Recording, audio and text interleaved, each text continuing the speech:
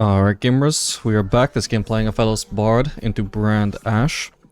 And throughout this video we're going to be implementing once again the skill capped split push strategy. I did another video on it where I just tested it, I just tunneled on only split pushing. To be honest, I thought it was going to be a disaster, but it turned out not to be. At the end of the video I changed my mind and thought that, well, seems to be okay. Since then I've dabbled with it a little bit more. And yeah, to be honest, I think it could actually be a pretty solid strategy in low elo. It does seem like in low elo, people just really suck at actually abusing ADC macro. It even opened, punishing when the ADC just never leaves the sideline, I mean. It's actually even opened my eyes to some opportunities that even arise in high elo. Of course, in high elo, you definitely can't split push to the extent that you can in low elo. I've tried it a little bit. Definitely didn't go well, but there are some opportunities you can get to just ignore your team and push. But in this video we're mainly not going to focus as hard on splitting as we did in the previous video. But we are going to lean a little bit into it and also also point out when exactly we should be grouping, when it's good to do either one. And just try and combine them both into the best of both worlds here, the grouping and also the splitting. He needs to actually commit and throw an ability at me if he's going to stand there. I'm just juking side to side to try and avoid stuff. Exactly. And I get to land a few autos on him, he missed his ability, so... Ideally he should try and space me harder than that, and if he's going to posture aggressively, he needs to immediately throw an ability and not just stay posturing and not actually doing anything.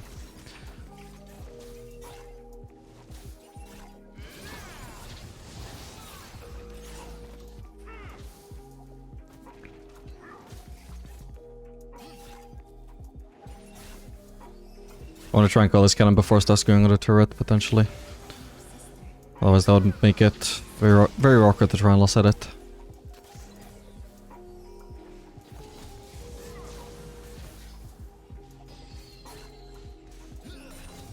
Could take one of these, I suppose.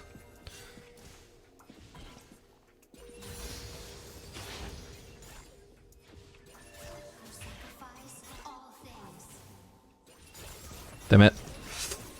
Oh man. That was a bit unlucky. Oh well. It seems like they've based. No, actually, okay, they haven't based. They have a pretty good ball in for harassing under a turret. That's what I would have done if I was them. I could just place a real quick ward, although, to be fair, we do have J4 in the area. Oh, that's a little bit early.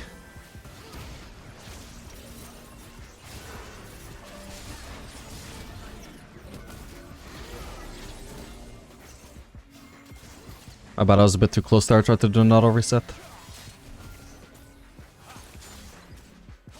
This could be a kill. Yeah, if they don't have heal. Nice one. Had purple Q back up, so he really needed to not get hit by that green Q.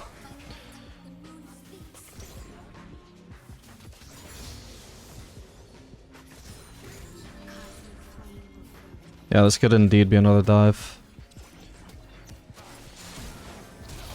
Just wait for someone else to take aggro. Perfect. Unfortunate about the J4 dying though, but we can leave the rest of this wave.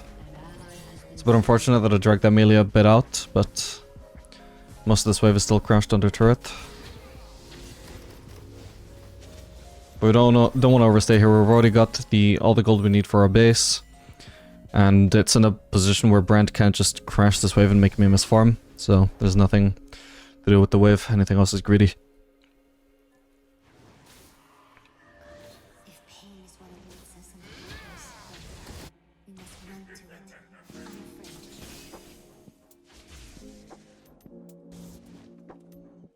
Anyway, definitely not the matchup I was expecting, by the way. I figured that would probably just be Brand mid and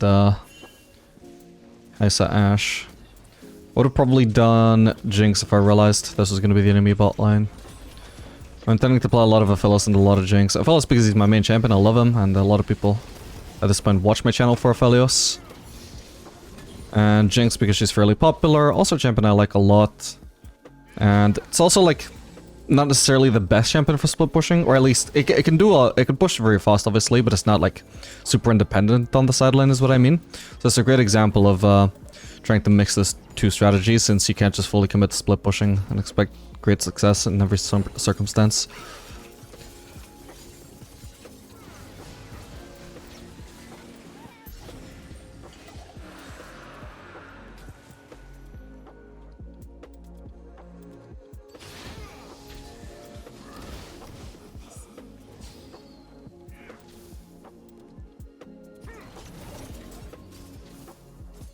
Decent trade, just a not on the queue.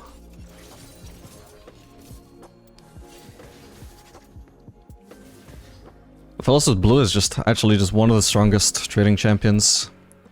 The amount of time that it takes him to do just auto Q and the amount of damage that it does once you've actually built some AD is just insane. And his skills to be even stronger. It's part of what makes Aphelios so good into short range ADCs who can't really avoid these trades.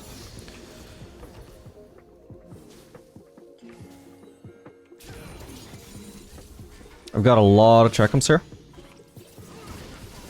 Managed to avoid the stun, he should be dead now. I don't want to flash for it. There we go. It's a shame I couldn't just get a double there, but when he flashes in the opposite direction of Ashe, well, I'm gonna have to walk towards him and kill him.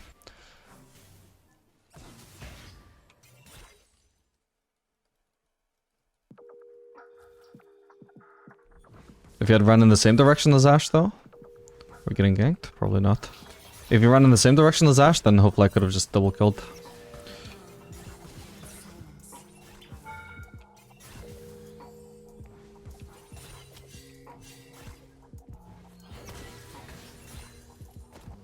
Yeah, we should back out. We don't have any vision at all anymore. During this entire time that I was trying to pressure the turret there, we really should have had Bard just placing a ward. I would have done it myself, but I didn't have one. Figured Bard didn't have one either, but it does. He should have placed that. Oh, he just placed it in the brush. We already had a ward there as well. What the hell? What a huge waste of his ward. That's a bit awkward if I don't base here, because I've got a lot of gold. Probably overstayed, to be honest. But I should be able to get a base soon anyway, especially if we got J4 bot.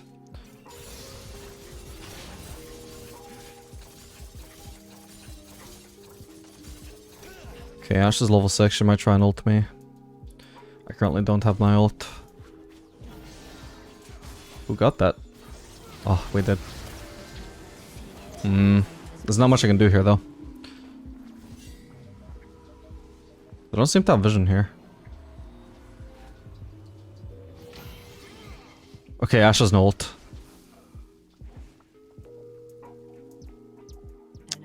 But nobody's gonna actually step into me.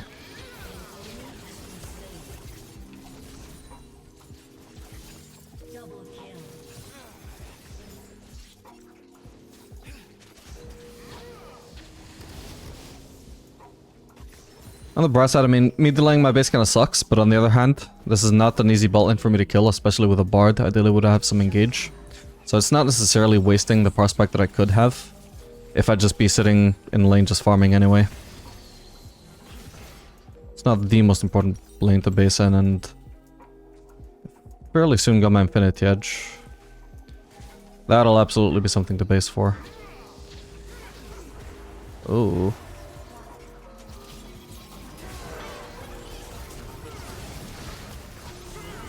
Nice one, I've got barrier up. Cool.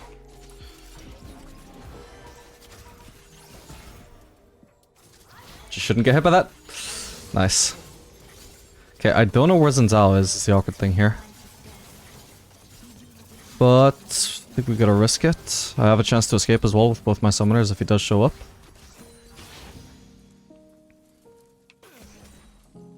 Should also go for this plating. A little bit risky, but I think it... Okay, I see Xin Zhao topside now.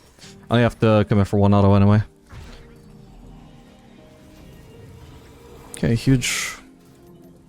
Nice engage from the Bard. Like I said, we do need engage. Bard is not really what I would call a conventional engage champion, but it does have the ultimate available to force something. Mainly only works if we have a huge lead as we did though. Alright, and 100% if you want to split push, you have to go, with Aphelios at least, you have to go for a bursty build. So we can either do Lord Dominic second, or we can go for Collector second. But we can't really do something like Renance and Phantom Dancer. I've tried that a lot, and it just doesn't give you enough 1v1 potential. You need to be a huge threat to any enemy who could come on the sideline to be as effective as possible. And for that, you need to be able to one-shot them. You can't beat most champions by DPSing them, not until late game.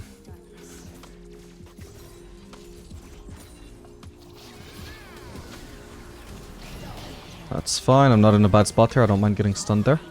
Well played, Bard. Brando's way too far away for me to worry about getting Ashe ulted there.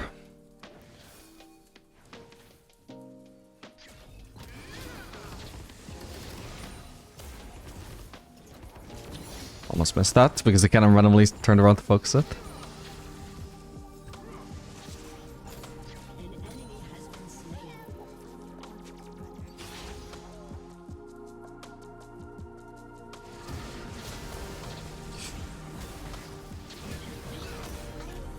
Nice. Wasn't sure I could kill him with just the ult, but Bard brought him low enough.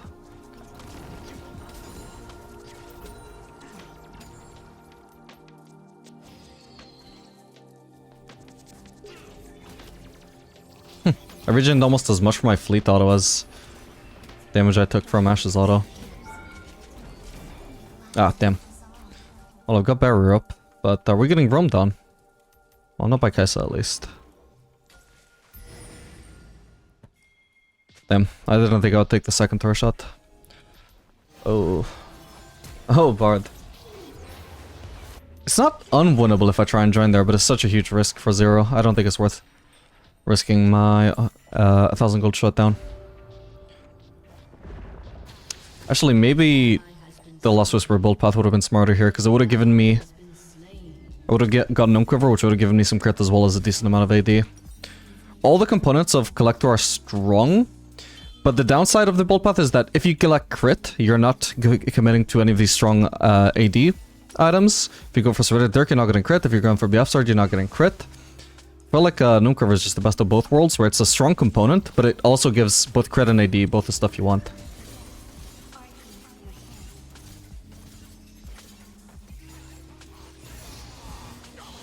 Oh man.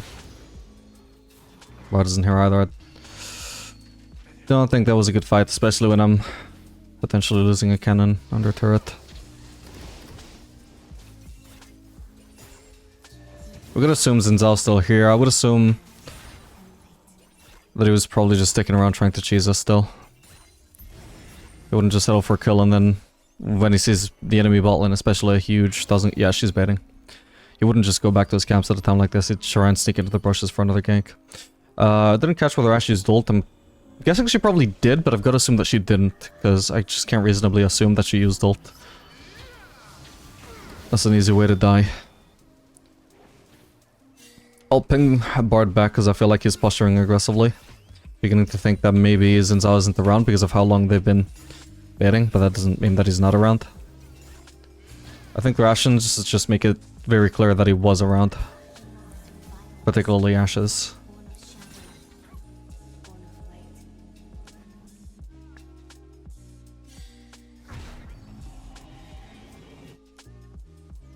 Ideally, we eventually should place a ward. I don't think he's still around. It would be very extreme for him to still be trying to cheese us, but it's not impossible. I feel like 90% of junglers would have given up by now. He's probably gone, because they don't show any signs of trying to bait anymore. Yeah, he's topside now.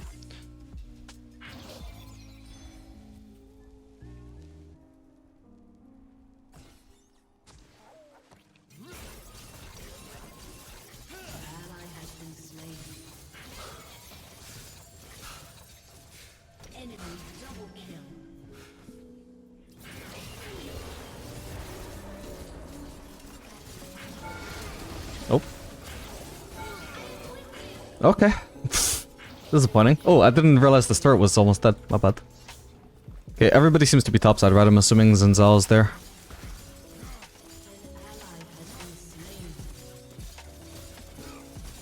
Which means you have a good window to just keep. pushing here. If that crits, it might kill her. Ah, I would have killed her, but it wasn't a crit.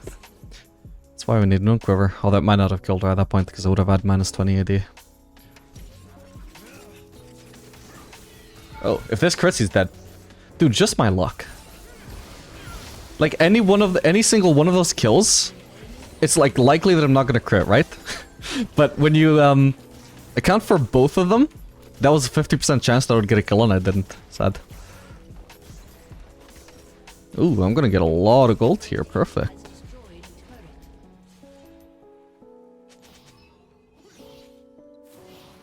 Well, that's already the main objective you were hoping to achieve by splitting, so...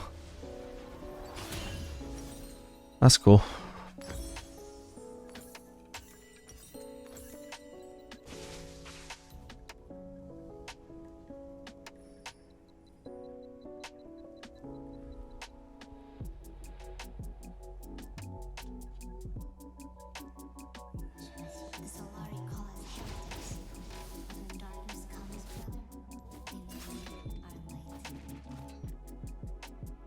So if Victor actually goes bot, there's not really much need for me to split, although I can still look for sideline opportunities throughout the game. Ooh, that crit.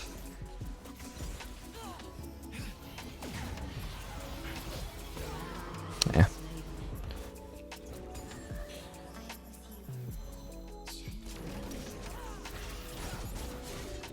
She's dead.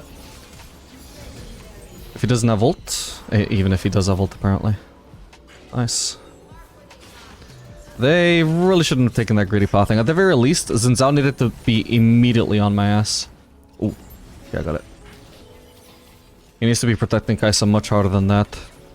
But even then, in hindsight, I just blew them both the fuck up. Either one of them couldn't be there.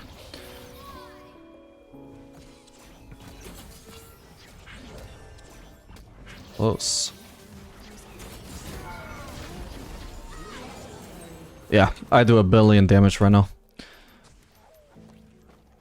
So this is not very much a game where I need to split, really, because I'm just such a huge threat that if I join fights, I'm gonna win any of those fights, but...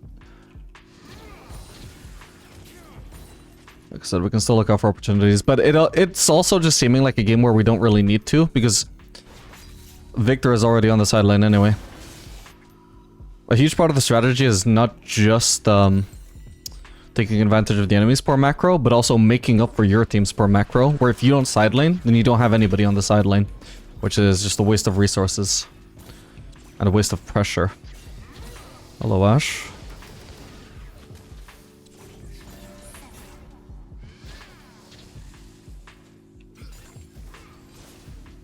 Okay, I can base for Dominic's here.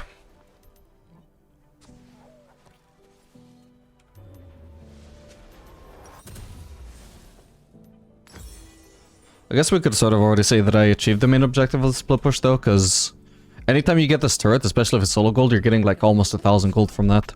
Sets you up, sets you ahead massively, and we just happened to achieve that very early on into this game. The other thing is that I could try and go for that one. So for example, I guess we already picked up the Lost Drake, but on the next Drake, say like 45 minutes before it spawns, I can start pushing top lane here.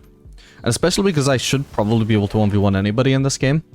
There's a decent chance that I could just leave my team to contest the Drake, or even to give up the Drake and just force the enemy team to group with the Drake. And I just push and take this turret for free. Or I could even, if the wave is already pushed up to here, then like 15 seconds, say, before the Drake spawns, I can just randomly, for the enemies, just show up there and start pushing. And you know, it's 15 seconds before the Drake spawns, right? They're already on the Drake. They're not prepared for me to randomly show up at top lane and be ready to defend against me. It's the sort of thing we can do, but before objectives spawn, there's obviously just not much point in me doing that. Right now, it's in my best interest to just be grouped.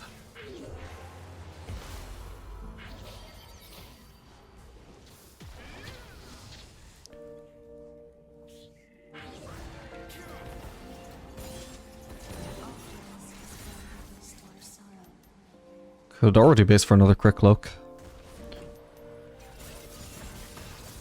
But just so long as we're constantly getting farm, we're doing good. We're not wasting our time. Would be nicer if I was getting solo XP, but you know. It's not super important. Nor is it really avoidable here. Because I do need Bard's protection. Okay, and we managed to achieve another turret.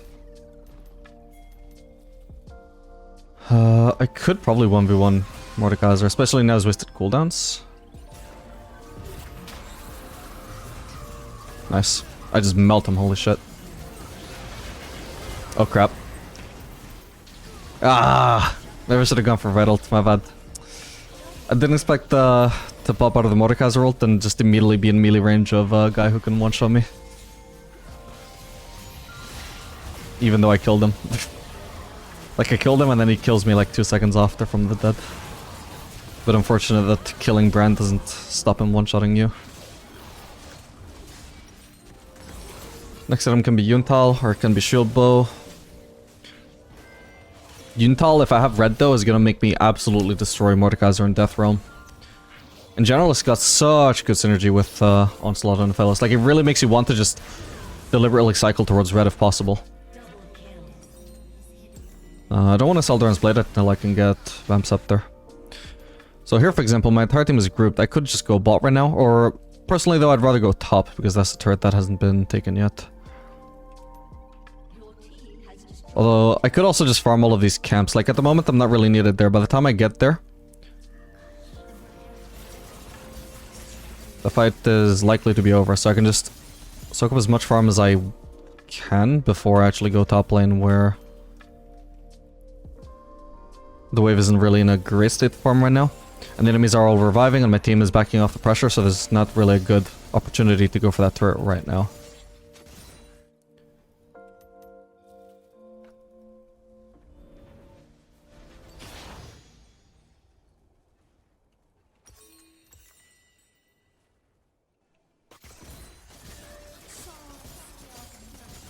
So definitely too early to actually commit to the split push. I'm just pushing out a wave. Maybe bait some people to go top, but for now we're just gonna go mid, where we are closer to the team, safer. Should be able to farm one wave. And then we have the option of just going top if we want to. Well, with these items I could probably solo Baron.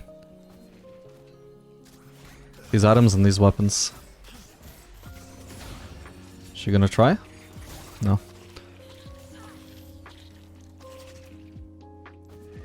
If Zinzal is actually heading towards me, then I'm not gonna be able to come into this push.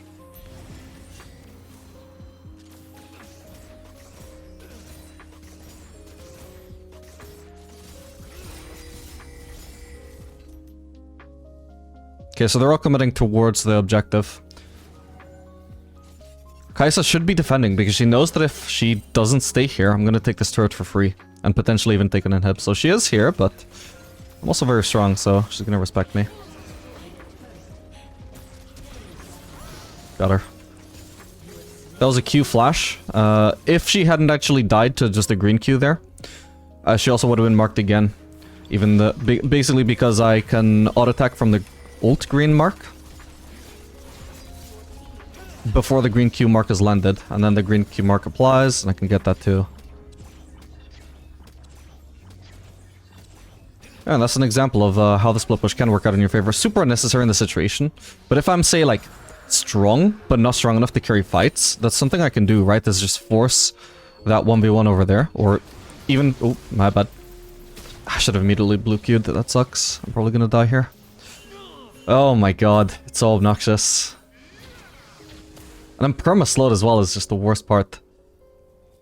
And this is why Aphelios sucks into... I'm dead. But how does he not even die? Fuck me. Yeah, this is why Aphelios sucks into ranged, man. You don't want to play against mages.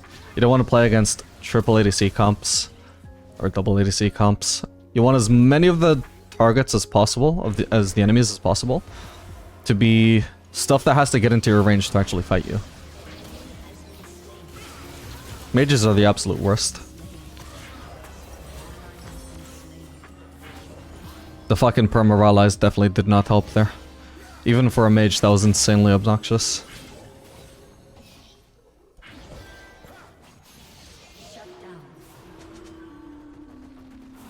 And it's actually insane, that situation. There was the perma-rallies, there was the blast cone to help him get out, he had flash to get back in, to insta-stun me. Super obnoxious. But anyway, we got the inhib.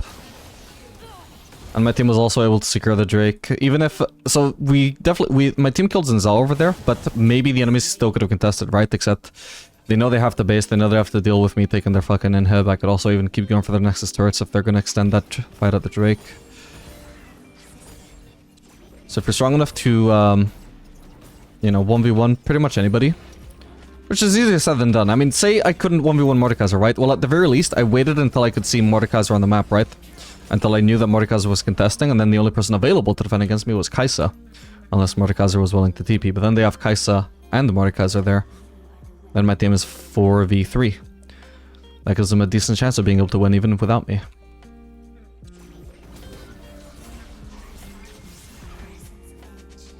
And that's also viable in Hylo as well.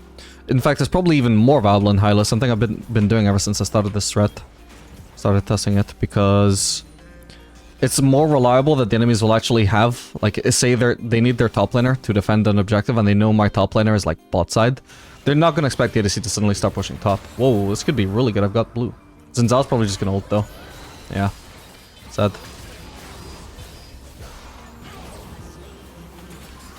What? Okay, well, we can just do Baron, I would say, do that.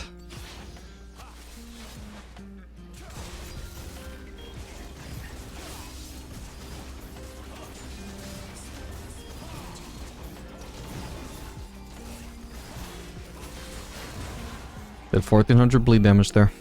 Hasn't done much bleed damage to champions yet, though, but...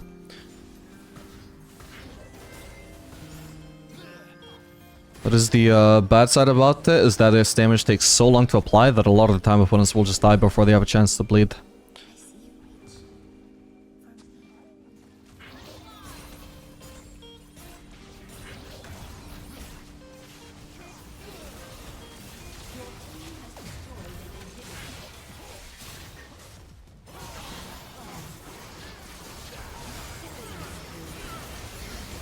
Oh, ran into the Ashe ult. Jesus, my damage. If I can get onto Ashe, I might one-shot her.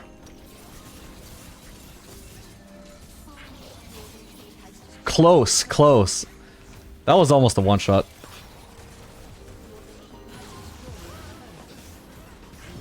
That was a two-shot. Okay. Just the fellows doing Aphelios things. GG.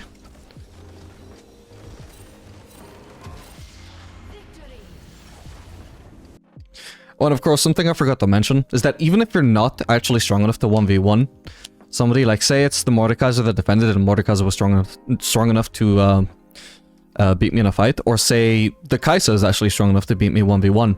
So long as I'm going top lane and I'm pulling somebody towards me, like the Kai'Sa, being forced to defend, and she's actually stronger than me, so that means she would actually be a huge influence in a fight. If I am just dragging her top lane to defend, then that should give my team a slightly better chance of winning the fight 4v4, because they are losing out on their weak ADC, while the enemy team is losing out on their strong ADC, right? So that's a really good trade. And then if she doesn't even defend, then okay, my team will probably get stumped 5v4. I should ideally start spamming on my team back, because they shouldn't even contest the Drake at that point. But at the very least, I should get a free turret, which will make me a little bit stronger, give my team some global gold, and get them hopefully a little bit more map control as well. Alright, this game we're going to be playing Jinx Brand into Vayne Sona. Hoping it should be a decent matchup, although Vayne is pretty good into skill shot based champions, which Brand usually is.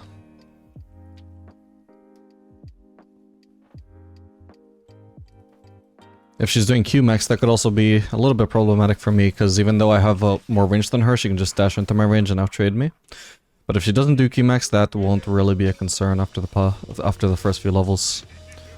And after first base.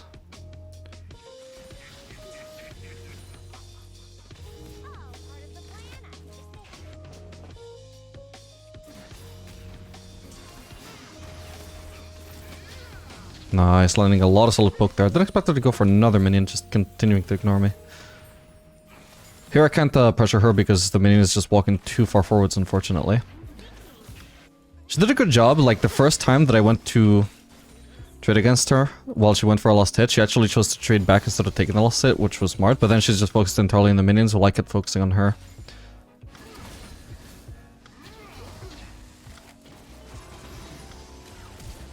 Nice. I really should make a better habit of actually checking the enemy summoners during loading screen, but I just quickly checked tab there to see, do they have heal? It's on Sona. Sona's out of range for heal. Okay, I'll flash on Vayne then. Nice. That plating is probably just gonna be too tanky. I don't want to overstay here. I don't want to get ganked. I don't want to sacrifice my good base here because I already have a pickaxe anyway. If I want a pickaxe, I could also just go for Infinity Edge. But I think I'll do... Yeah, I think I'll do the pickaxe. Sorry, I meant I can also do Kraken Slayer instead of Infinity Edge. But I think I'll do Infinity Edge. I find it a more satisfying item to use. I think it's probably stronger.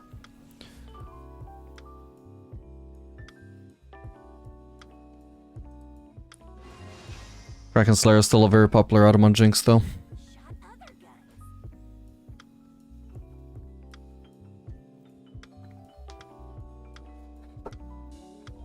Kraken Slayer would be very good into the Mundo though. So that's potentially a concern if I ever start the side lane, but... And also for team fighting, obviously.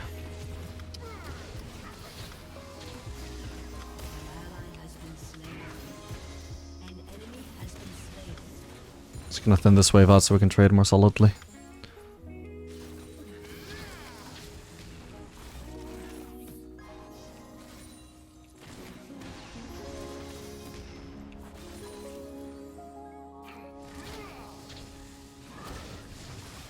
Ooh. Yeah, I was gonna say, Sona has to block that now, otherwise Vayne is screwed. Oh, I don't have chaps, my bad. I was trying to get... Ooh, I think she might be dead there. Not sure. But I was trying to get close enough to Sona where I could place the chaps behind her and she'd have to walk into them. Ooh, she's dead, yeah, nice. She'd have to walk into them or walk around them, which either way buys a lot of time to continue auto-attacking her.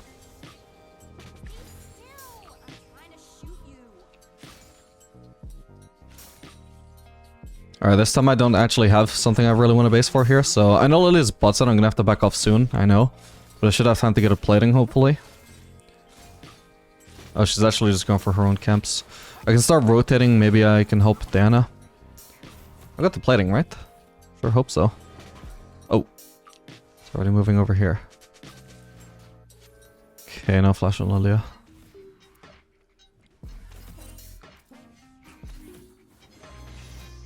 Yeah, I'm a little bit of an HP disadvantage right now. But that's fine. We did get a kill, so we are up in gold and we just have to go even for a little bit, and then when I finally have my BF sword, I can start to take control over the lane again. And realistically, you know, because I am the better player, I will take control even before my base, just, you know, because I'm the better player. But, you know, even if I wasn't the better player, this would still be my approach of staying in lane until I... And, you know, accept that I don't have to be winning 24/7. I can go through small periods of losing the lane. Or losing prio, at least. While I just farm up for my power spike. Did somebody just place that? I don't know if that was one of the enemy bot lane or Lilia. Now I have to stay here though if I want to get the CS, which sucks, because I want to go clear that pink. Okay, it looks like it was just enemy bot lane because we see Lilia now. Me and my shitty map awareness to not realize they placed that ages ago before I noticed. Ooh. Nice one. I can back up Brand here if necessary, but if Vayne's not chasing, then I don't have to cancel my base. Nice. Definitely against this bot lane though, I would much rather do Infinity Edge. Because I don't need too much DPS into them. I can go for the BF Sword Pickaxe build path, which is going to be super bursty. Give me much more damage on my W and my ult. And also improve my short trades. That's something like a Nautilus or a Leona. Then Kraken Slayer would make more sense in the lane. And they're also not even skill share reliant, so it's not like I even need the, or make great use in this lane of the Kraken Slayer movement speed.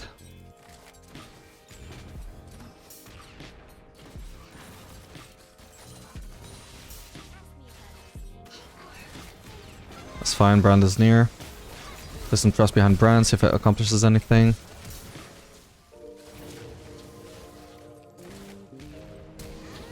Okay, nice. Ooh, I really fucked that up, my bad.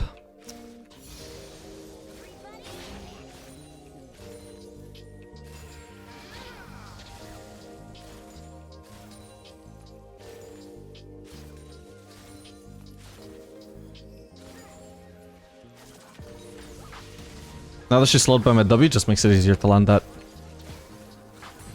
We go for the W first, and if it lands, then we throw the ult. And it's just likely to land even from far away because of the slow. It's not, like, guaranteed to land by any means, and it becomes stronger and stronger throughout the game as our W gets maxed and actually becomes a stronger and stronger slow. At a certain point, it does become basically impossible to dodge the ult without flashing if you get tagged by the Jinx W. Not necessarily now, though. At the moment, it's just more likelihood. Holy crap, that is a super early turret, and that's without any jungle intervention at all. They're not even level 6, remember? And I've got barrier. I'm gonna have to leave now, though. Probably fucked up getting stunned. That wasn't part of the plan. A little bit risky for me to stay, but...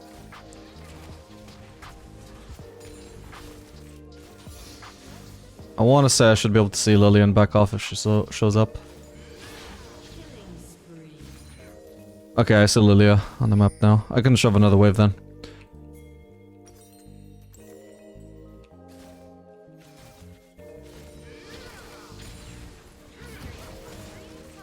If he lands a stun, then we can follow it up with a W in the traps. Nah, I need to base now though. I feel like I could probably get away with it, but it really would not be setting a good example to you guys if I just kept on pressuring here. That would just not be smart. At least we know that Lily is topside, but yeah, I should just base here.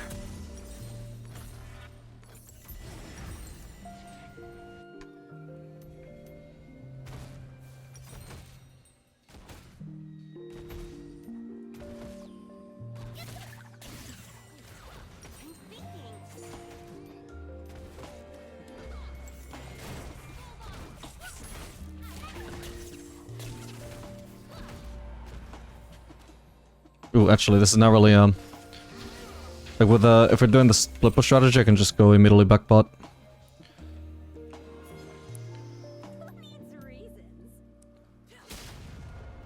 Have a chance to play some vision in their jungle as well. Ooh. Yeah, did some damage to Sona.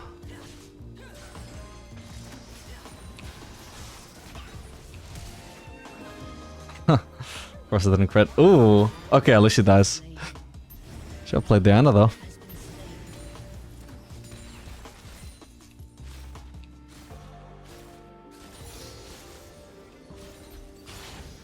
Okay, we see Lily mid, so right now I know I'm completely safe to keep on pushing.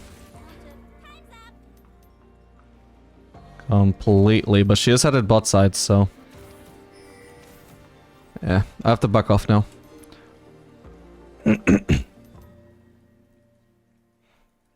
And while I'm backing off, you know, there's no point just hanging around the lane. I can rotate mid and just be available for any fight that might happen. If I run into Lily here, I should probably be able to 1v1 her. Okay, Nico's recalling. Tristana's coming here. She has very bad items, by the way, though. Look at this. She's stacking full MR. Even though Tristana should beat Jinx 1v1, I should easily be able to beat her right now. Both because I'm more fed and because her items just suck for me. She's not actually willing to one-shot me. Okay, Nico's actually going bot. Suits me. Do need to be a little bit careful though, I don't want to get ganked by Lilia. We're gonna place a ward there.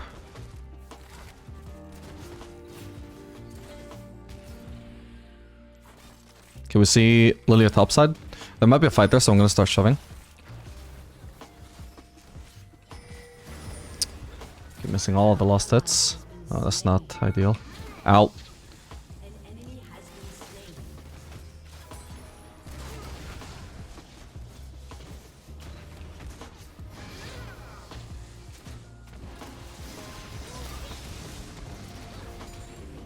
It's decent damage. Doesn't necessarily need to be a kill to be worth. Especially since the splash I think also hit Tristana.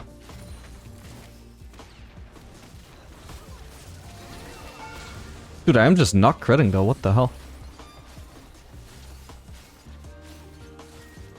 Not onto champions anyway. Nice avoid grubs. Got the plating.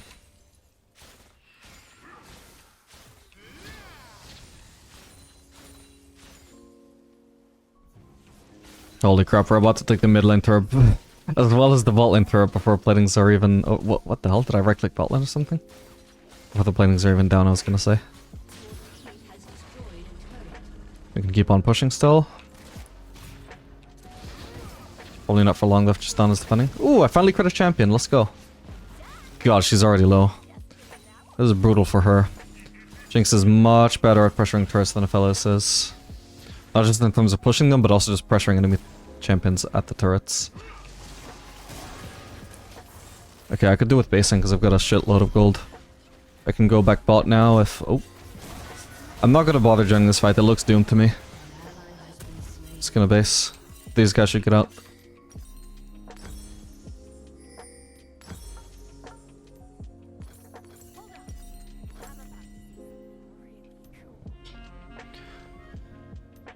Yeah, if I'm gonna be doing a Zeal item, I probably want to do Phantom Dancer first, then Runeance. We can do double Zeal items like that.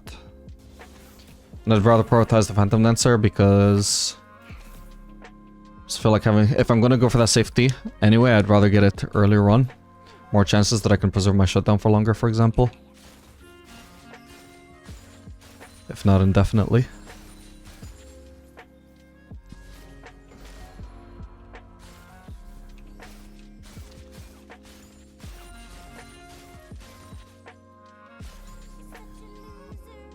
So we see Tristana, we see Mundo, but we don't know where Lilia is, we don't know where the enemy bot lane is. Bot lane is probably recalling and will return at the lane, but I don't know where Lilia is, which is a concern when I'm considering pushing. Can maybe check the golems. They are down. It's unlikely she's bot side because none of her bot side camps are up then. We see her top side. We also see Sona there, so it's just me against Vayne. And guess who wins that?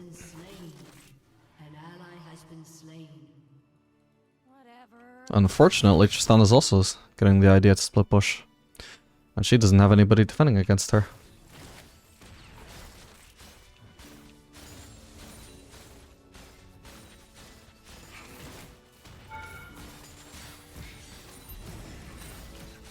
Tristana's not rotating towards me. Important to note.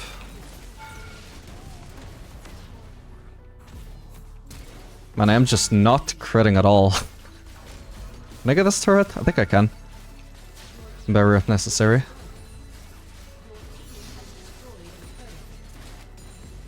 Not sure if any enemies died and have the chance to recall for me or anything. But I'm willing to risk the wave. I'm just not willing to risk pushing further. I can just go for the Scuttle Crab and maybe even for the Drake as well. I'm indeed thinking I can pick up the Drake since they're still topside. But you can see that worked out massively for me. Could I have carried that topside fight? Probably, but in case I couldn't, well, at least I just got a huge pro spike. Well, I got a huge amount of gold, which will eventually lead to huge pro spikes anyway.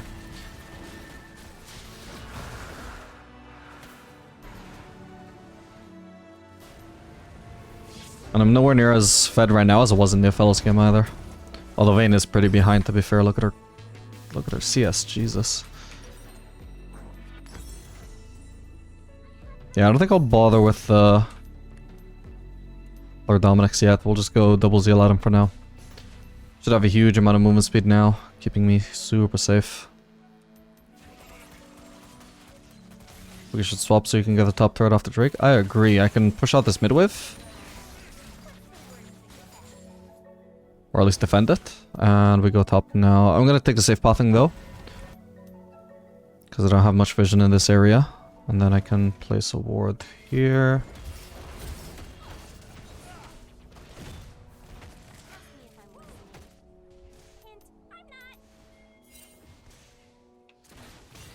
Oh man.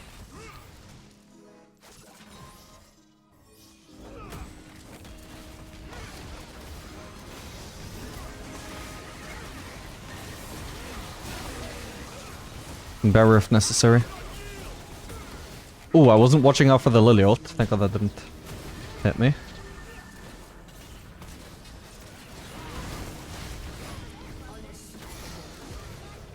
Ooh.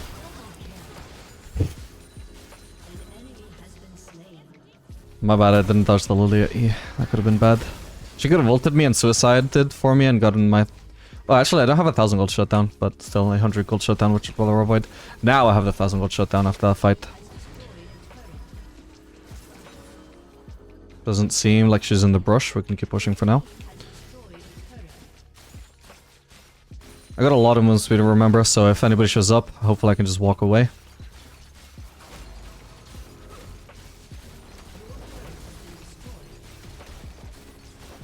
This wasn't really a split push because my entire team joined me when I went to the side lane, but sure.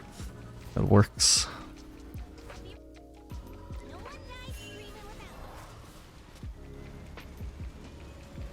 I need to be very cautious here. We could actually choose him, true. Or we choose the Sona instead. Wait, please don't recall. This is really awkward though.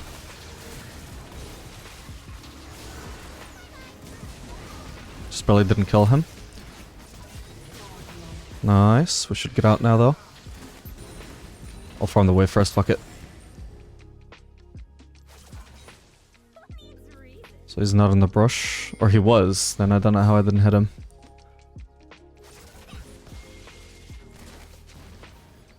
Jinx can only... Sorry, Tristana can only reach me there by flashing on me, so...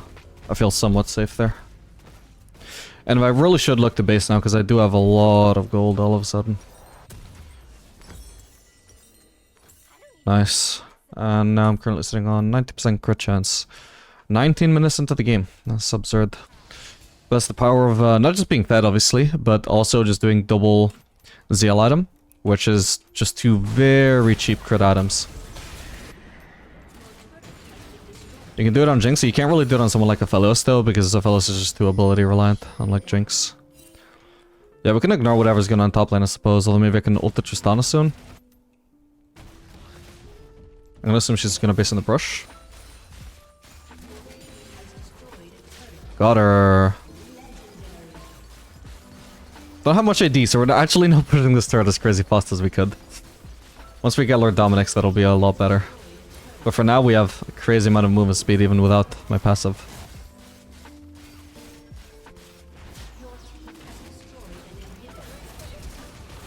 God, I hope she doesn't have ult. Well, if she did, she didn't have time to use it. I'm probably dead though, actually. Damn, it's crazy. With as strong as I am. Well, you're witnessing the downside of this build. Believe it or not, attack speed items are not necessarily the highest DPS you can build. Certainly not if you're not pairing it with a fuck ton of AD. This is mostly about the movement speed. And a lot of movement speed I do have.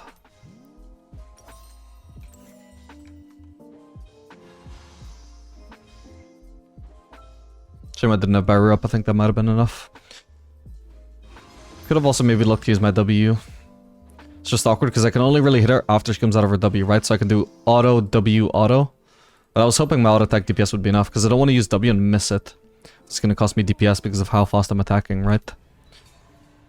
Even then, even if it did land, I'm not 100% sure it would have killed. Because it would have obstructed some of my auto attack DPS. It might be that she wouldn't have ended up that low.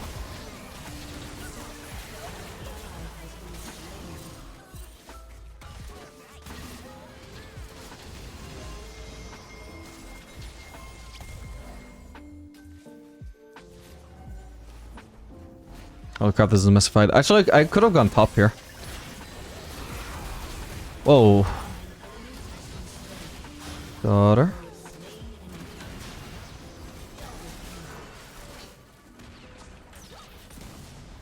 Got her through the Mundo. And now I also get the Mundo. He really should have walked forwards to block it. Because then neither one of them potentially would have died, although I did have flash to kill one anyway. And of course a lot of movement speed. Okay, I'll just push bot lane now.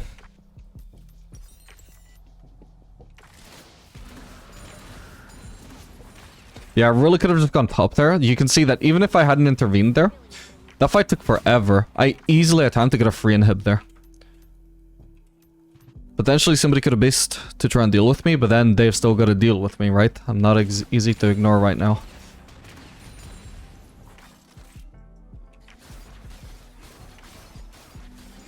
It's just a way to carry, potentially carry games without having to carry team fights, which you may not always be able to do. Because if I was sure that I couldn't carry this fight, if I just run top the moment I see Drake spawning, that puts the enemies in an awkward position where they could win the fight but still come out worse for it.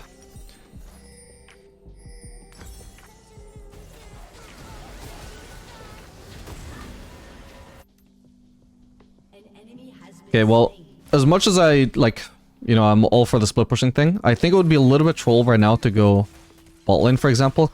At least in Loylo, because I don't think my team would actually abuse that to go do the Drake. And, sorry, do the Baron, if the enemies were to all come for me. And if they kill me, because I'm alone bot lane while my team is around the Baron, because that's where they should be. If the enemies kill me and then they go do Baron, then, you know, that could be really bad for us. So at the moment, if the Baron is the objective that I could potentially ignore, I think that would be probably not very smart a move to go for.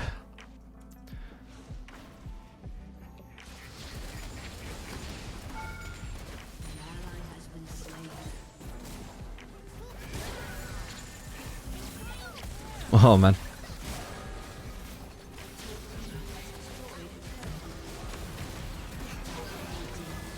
I thought she was just gonna use that ult to run.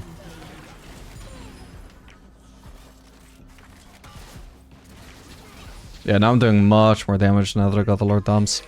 Potentially on this patch, since the Lord Doms build path is so good, you could actually just maybe delay the second Zeal item until after Lord Doms so we avoid what happened with the Vayne earlier where she ended up killing me.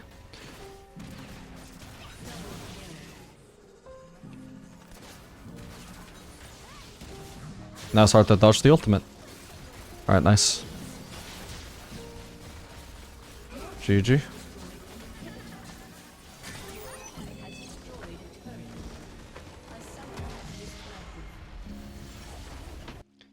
Alright gamers, this game we're going to be playing Caitlyn Thresh into Ezreal Bard.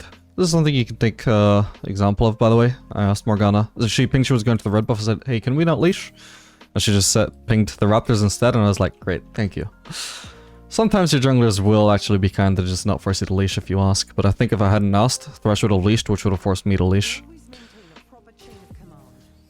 Now we are guaranteed to be at an advantage at the start of this lane, because we're supposed to have the advantage at level 1 anyway, but if we had the leash and they didn't, that would just set us back. By default.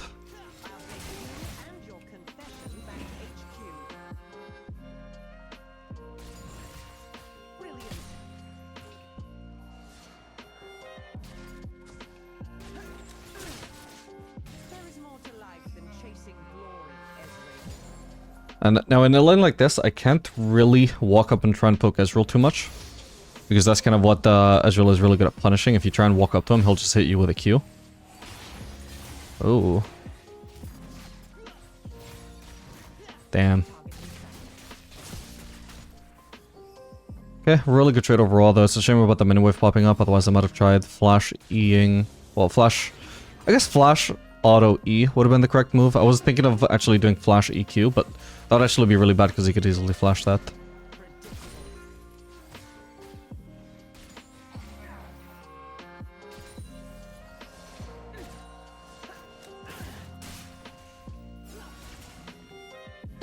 Anyway, yeah, Caitlyn should be a fairly interesting champ to try the strategy on because she's not like...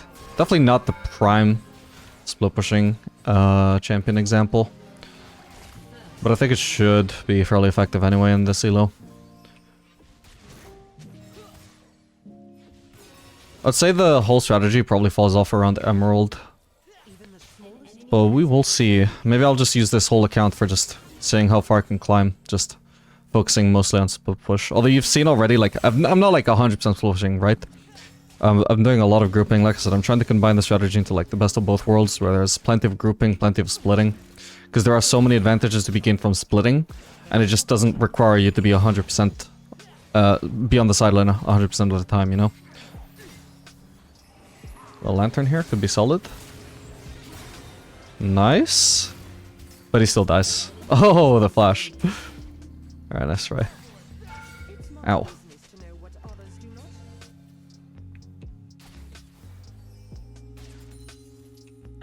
Nice patience from the Bard, by the way, to not use this Q until I was there.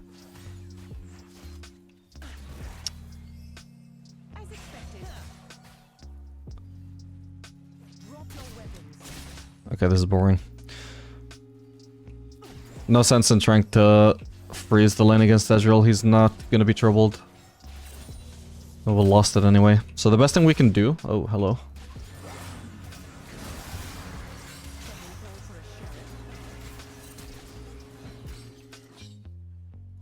Damn.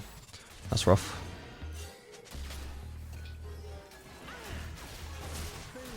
Still got barrier? That's a shame. Didn't expect Ezreal to do that. Still got barrier. Whoa! I did not account for Akshan. Holy shit. Ah, that's so awkward. My bad, I guess. People were even pinging it, but... Jesus, he came from behind me. That was so unexpected.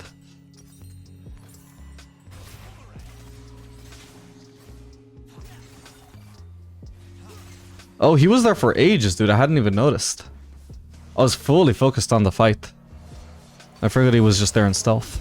Oh, careful, guys. Lantern should save her. Ooh. That's not how you use the lantern. Nice one, though, guys.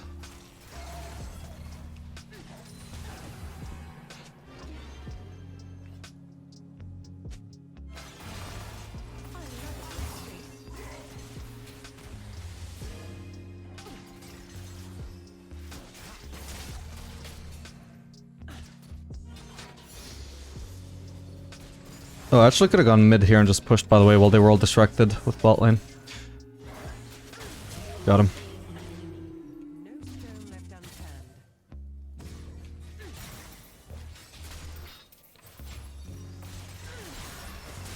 Oh, are you serious? I lose vision of him with that.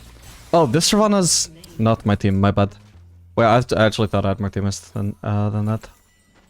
Big whoopsie. Anyway, we're gonna be doing Infinity Edge Rush on Caitlyn, even though I could have based on Sweated Dirk. I've done some testing on two different champions, Aphelios and Misfortune, about the difference between Infinity Edge and Collector, and also the difference between Pickaxe and Sweated Dirk. So while I haven't actually tested it directly on Caitlyn, just looking at win rates, I'm sure it's going to be the same outcome either way. Infinity Edge is much, much better than Collector, by a huge extent. We got boots. Nice.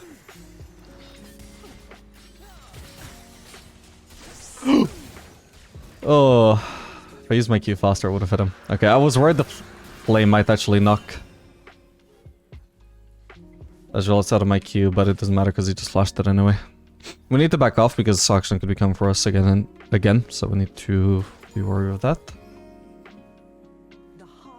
But anyway, yes, the Infinity Edge just does a lot more damage than Collector, by a huge amount. And that is true, even if you don't crit. Sorry, not 100% true. It does a slightly more damage than Collector, even if you don't crit.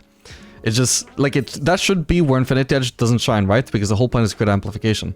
But when it gives as broken an amount of AD as 80, it literally does more damage than Collector without critting. Just slightly more. And if you do crit, the damage difference is insane. And the reason I mentioned Pickaxe versus Sweated Dirk, it's not necessarily that Pickaxe is better than Sweated Dirk. Sweated Dirk does do a little bit more damage. Hang on. Oh man. I'll hide behind minions so he can't hit me with Q anymore. Sweated Dirk does do a little bit more damage than Pickaxe, but for example, Pickaxe and the Longsword does a little bit more damage than Sweated Dirk. So basically, Sweated Dirk does a little bit more damage than Pickaxe, but not really, like, relative to cost, you know? Relative to cost, they are about the same efficiency, is what I would basically... this is basically how I'm thinking of it. So if I can do Pickaxe and the Refillable, or I can do Sweated Dirk, I don't necessarily think the Sweated Dirk is better than Pickaxe and Refillable. It could straight up be worse. Because you're getting very similar damage, not as much damage, but similar with Pickaxe as you are with Sweated Dirk. Then you're also getting a lot of sustain with the Refillable. And then if the 125 gold that you're saving yourself by not going Sweated Dirk, if that lets you get BF Sword later on, which you wouldn't be able to do with Sweated Dirk, that is a huge difference in damage that you're being rewarded with for not going Sweated Dirk.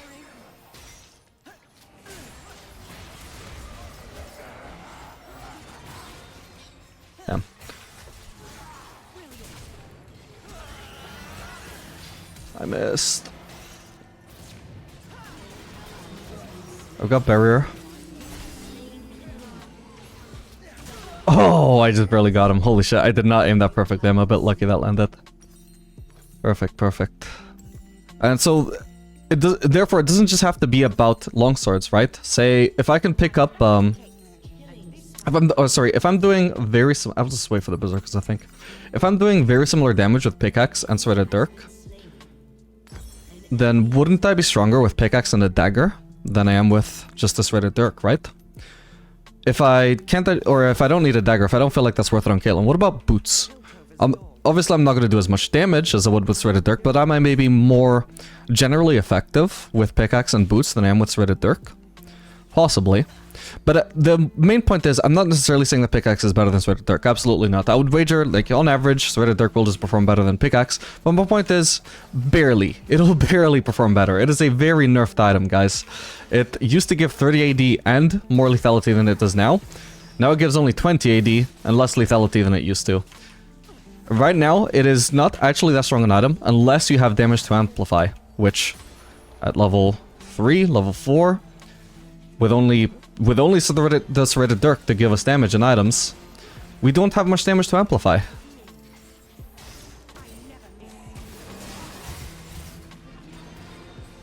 So if you're thinking like there's an argument, we need to let him die, unfortunately.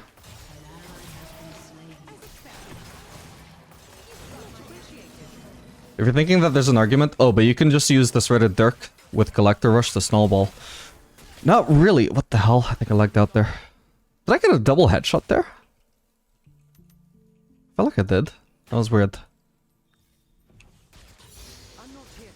The only advantage in snowballing that you could really probably get from Collector versus Infinity Edge that would actually be somewhat, and I really mean somewhat, reliable, and not just a complete fluke, would be the fact that Collector is 200 gold cheaper than Infinity Edge. And if you can snowball off of that 200 gold window, which would not apply to every game, because a lot of games you will just base on being able to buy either one, you know? Then there's no difference. So we just want to go for Infinity Edge because it is just the strongest first item power spike. By far. We can potentially do Collector second item.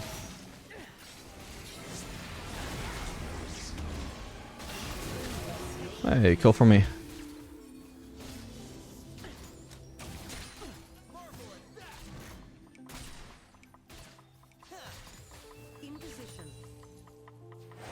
God damn, that Ezreal is tanky.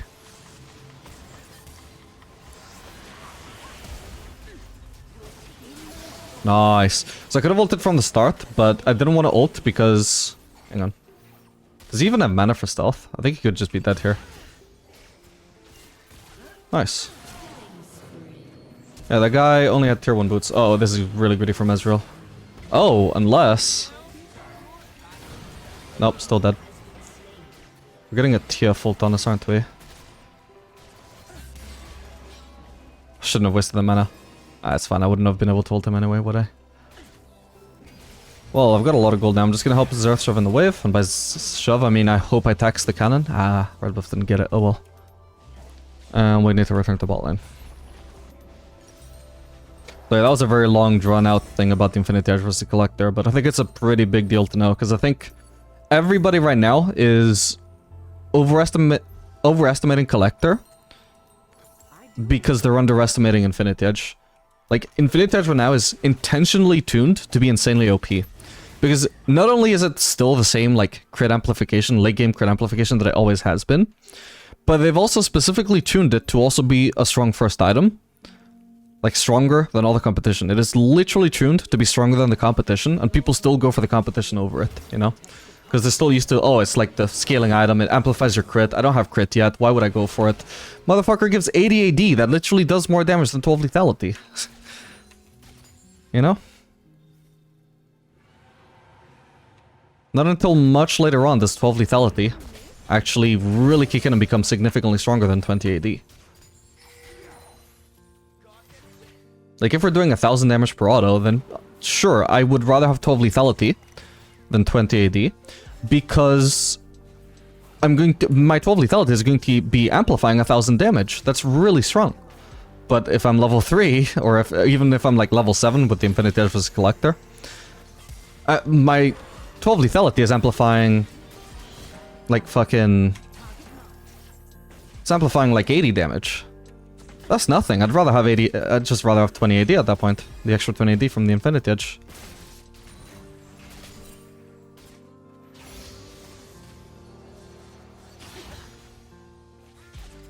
We might be getting ganked. I don't know where Auction is. He's got minions dying under turret, which makes me suspicious. He could either be in base or he's roaming. It's one or the other.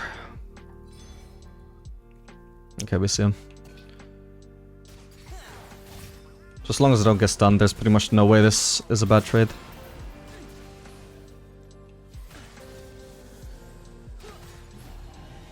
Like, if he just hits me with a Q and I hit him with an auto, and I keep hammering him with as many autos as possible, my crits should carry the trade. Whoa, they're all already here. What? Nice try, I guess.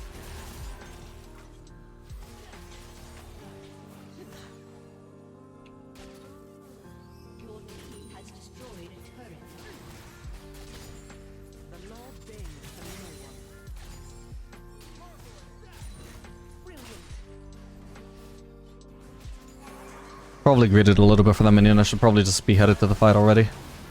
That's fine. We still get the kill either way. Same outcome, except I got the last hit as well. But yeah, I should have just been headed towards the fight. I don't want to give up the full wave, sure, but at a certain point, this, like, it's just one minion, and I could already be headed towards the gank. Ooh, this is looking probably bad if Auction is also here.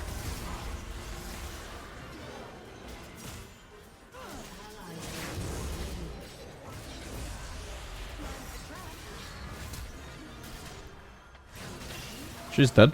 No! Why didn't he go for Bard? I was already ulting the Shyvana. Ah, that's so frustrating. I need to try and base here. Ooh. Oh, Jesus, his burst, man. No way he avoided another turret shot. What? Wait, I didn't expect to die this fast. Holy shit. My bad. So this is the part of the game where I actually should investigate, actually. So that Dirk versus Infinity Edge, because obviously, as I said, on your first base, I investigated Threaded Dirk versus Pickaxe, and Threaded Dirk was barely better. Which means that obviously BF Sword is just a lot better than Pickaxe. Obviously a lot better than Threaded Dirk. At first base, but I haven't actually investigated that first item, because like I said, the more damage you do, the more there is for your lethality to amplify, so I don't actually know the value of Threaded Dirk at this stage. But it's something I should test and practice tool. Because it could be I just gave myself a worse base by going for BF Sword rather than Threaded Dirk. Although I doubt it, because I can get BF Sword and also a Longsword, you know? Whereas if I went for Threaded Dirk, it was just a Threaded Dirk.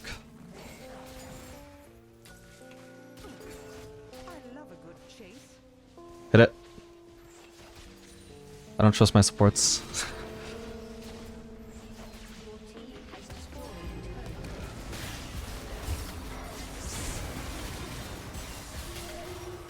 Nice one. Alright, 18 minutes in. That's officially lane phase finally over. Now we can try and split push. Ow.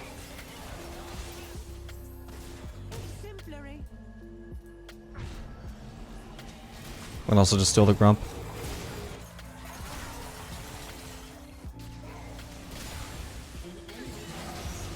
Ow.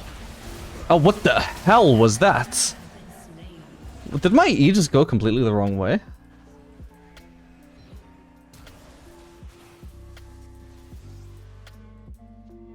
Where's my mouse right now? It's down. When I click up, and I press E while... Yeah, that's absurd. That's a weird bug.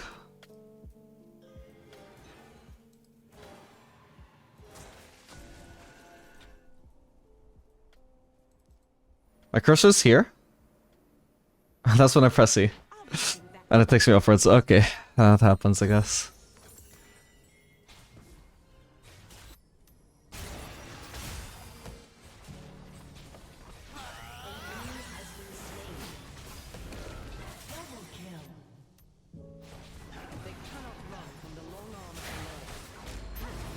Oh, I actually could have been pushing mid here. Or I can just counter top. Even though TF is 2 levels up on me.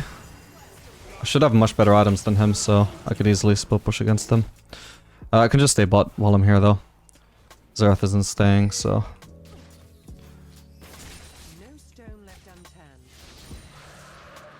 This game already feels largely won before I can start split push though, and it's not even thanks to me. Look at my solo laners, man. They're stomping. I actually did relatively bad this game.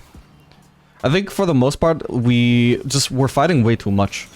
I don't out DPS Ezreal in lane, for example, and he's really tanky, so I don't have much, you know, because he builds Triforce, he rushed the Phage. So I don't have much DPS to actually get through that HP. By the way, I'm pretty sure I don't beat Auction in 1v1, so that's somebody that I want to avoid if I'm splitting. So we can like shove in a mid lane wave here and then maybe go top. I need to ping Thresh while I shove this wave because Auction has vision on me right now thanks to TF ult. He knows where I was headed. What the hell? I hit him with that. Nice. Right now there's nowhere I can really split, unfortunately. Okay, well now he's low.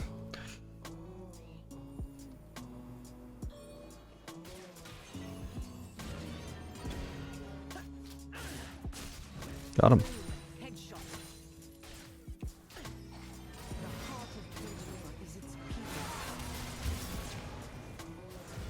Oh, out, get me out, get me out. Oh. I bet I didn't realize I was about to get CC'd. Well played though, Thresh. Auction might be around.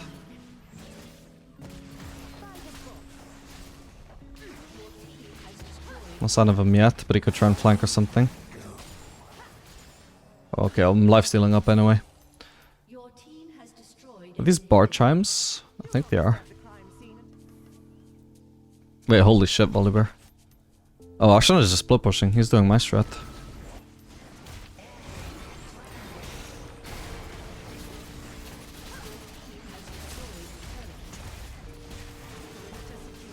Oh my god, that Volibear is 4 levels up on me, by the way. It's not like I'm behind in CS either. Nor am I behind in kills. Like, I stood up at... Oh, my bad. More kills than him. No! Why? Who took that? Was that Morgana? Maybe it was Xerath? I didn't see who else was caught with me. Oh, that was Morgana, man. Dude. That's sad. She has spell shield for herself. Or at least she can just ult as soon as she pops out of the Bard ult. Peerless off with Q. Nothing else. I mean, I was protecting on... Wait, did I have a shutdown? Actually, maybe not.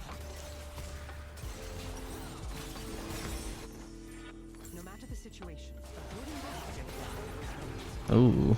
Oh my god, he's dead. She does crazy damage. This might kill Ezreal. Probably not, though. Oh, it did. Nice. Got a lot of HP, but no armor, I guess. That's even the nerf to Caitlyn. It's not like I was even accounting for the nerf there.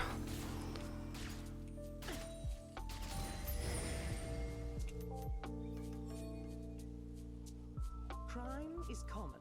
Logic is rare. Ooh. Oh, hello. I can just kill Shyvana before she has a chance to finish this Baron. There we go. Now it's ours.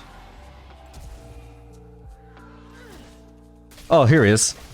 The BM, but I figured he would probably not be expecting anybody to do that, so... Although he was actively running towards me, which is weird. I guess he thought he could solo kill me. Like, even if he hadn't fucked up the gold card, I think that was wrong. I think I'm way too ahead for him to beat me.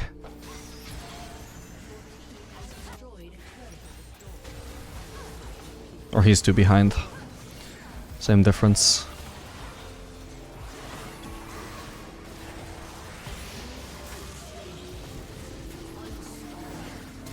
Alright, GG.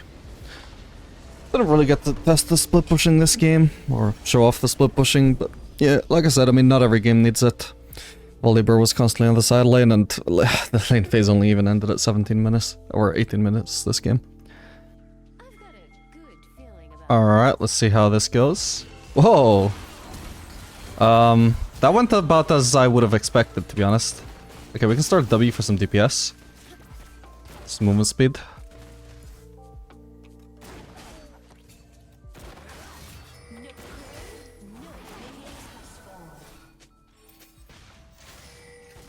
Wait, there's somebody behind. Oh my god, I didn't even notice, my bad. None of us noticed. We got better if I need it. I'll have to flash out. Oh my god, there's 3 people on me. Oh, have we killed anyone? Okay, we killed 1. I'm thinking we're about to hard lose this though. Yeah, that was a really bad execution from Dars from the start to just give away that we were here. I guess his idea was, I think he thought he could pull a lot more people, but we didn't even have vision. Like, he wasn't even guaranteed to pull 1 person. We could have just waited in here. Maybe even just ran all the way up to them. Oh, right, he still got hook. Oh, thank god. I was trying not to lose XP. Seems I succeeded at that at least.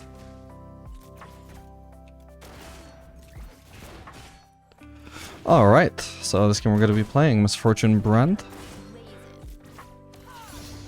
And to Kaisa Blitzcrank. Misfortune should be fairly decent into Blitzcrank. He can never run us down with a Z to then hook us because we just outrun him with W. Or at least he rarely should find opportunities to do that. Is Brand trolling or what? Where is he? Apparently he is. That's my support, everybody. And also we have a lot of movement speed with the W to dodge his hook more effectively. It's not 100% guaranteed. It's not as good as just having a dash to block to dodge his hook, but it's better than nothing. This wasn't meant to go under turret.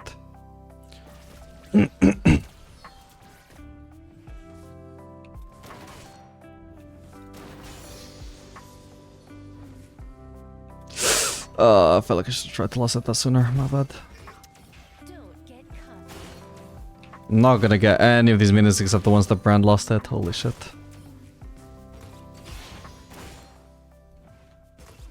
Okay, Kasa only had an assist, so she doesn't really have anything big to base for there. If she is basing, they could also be trying to cheese. Fuck, I was scratching my arm. But and then the entire wave suddenly focused 1 minion and it just insta-died. Oh, they were cheesing. Like I said, Kasa didn't have anything to base for.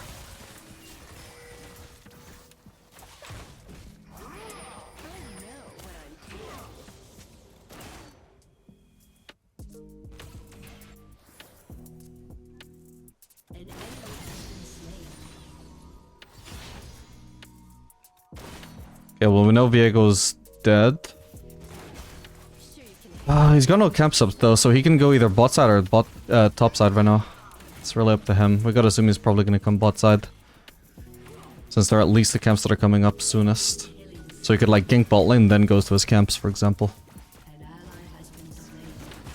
Assuming he started bot side, which I'm sure he did, considering where he died.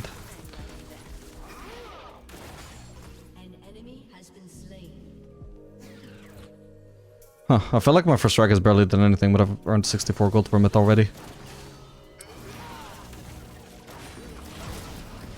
Oh, huge Q value there. Oh, I don't have flash like I thought I did. If we stay near the wave, I'm sure we're fine though. Unfortunately, me being in the wave by myself is not much use, but hey, it works out. Ooh, nice one. And I even got an assist.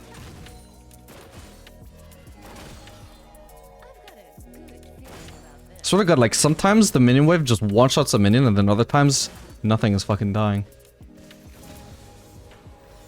We shouldn't be afraid here, he's fairly low. We just need a wave to fight in. Yeah, I've got flash up very soon, 20 seconds.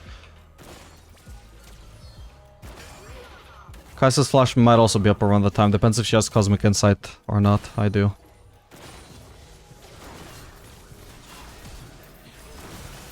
Oh, come on. She apparently had heal, though.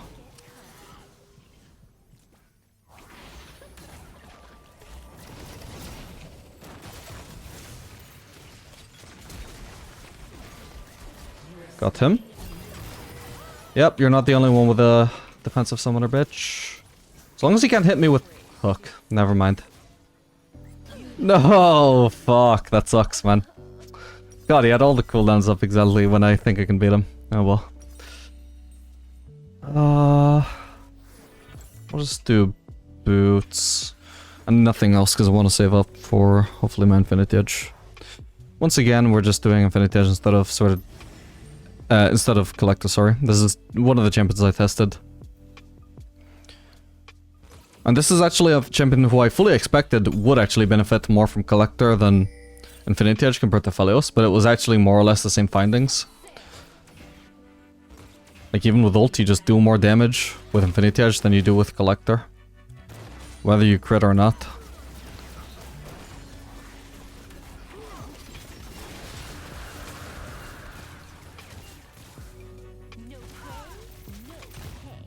Nice, just barely got her.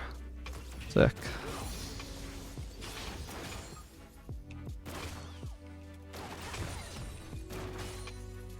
Thank God I got the tier 1 boots then.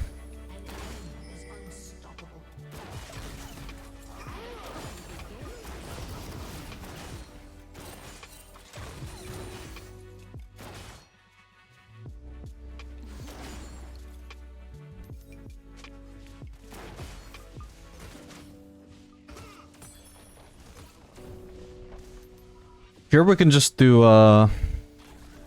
pickaxe and a longsword. Hopefully it doesn't cancel my base. Nice. Yeah, I'd rather get a longsword here than dagger. Attack speed is not terribly important on Misfortune. Not until you actually have more damage.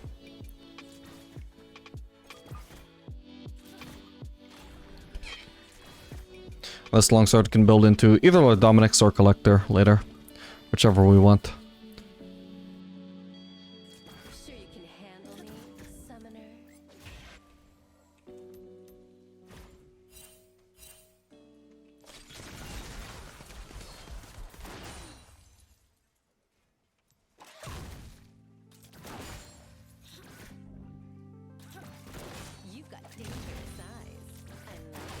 I'm just limit testing the Q bounces. Whoa.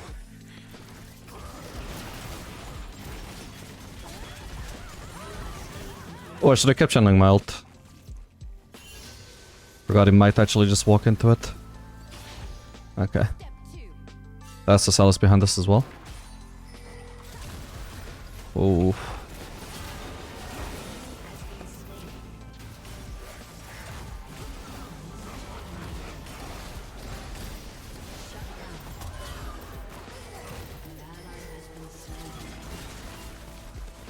All good. Oh, my cookie was on the 4th slot. I was trying to use it the whole fight. I could barely see it in my inventory at the edge of my sight. But it wasn't on 2 and it wasn't on 3, which is usually where I have potions / cookies.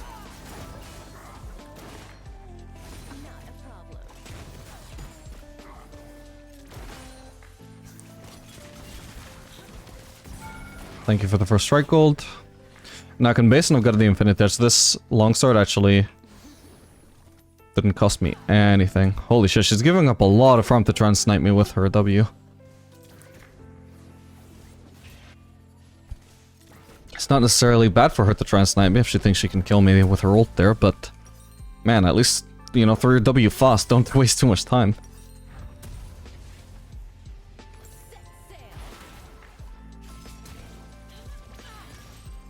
Good juke.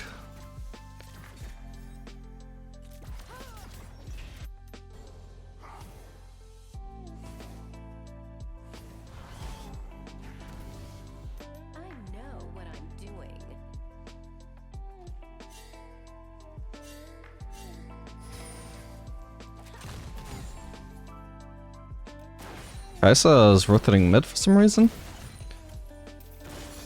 I'll shove for now.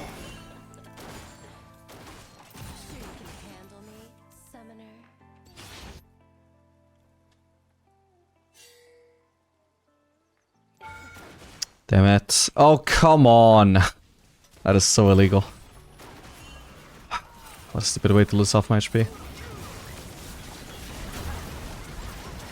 Okay, I successfully zoned her away from Brand, but unfortunately, the cleanup crew is here.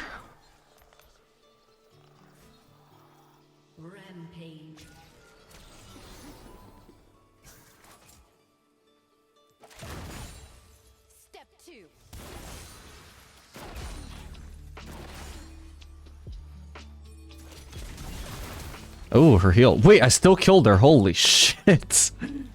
Man, I did not see that coming. Oh, that still hit me. Maybe I should have buried? I might have killed Blitz. Dude, I can't believe that hit me. Let me see that. Okay, I juked in the right direction, but I guess I didn't juke enough. That sucks. It was very close. It's a thin hitbox, but not that thin. Anyway, I would say we have enough DPS now to actually... Or potential DPS now to warrant going for attack speed. Since our crits are actually doing something now.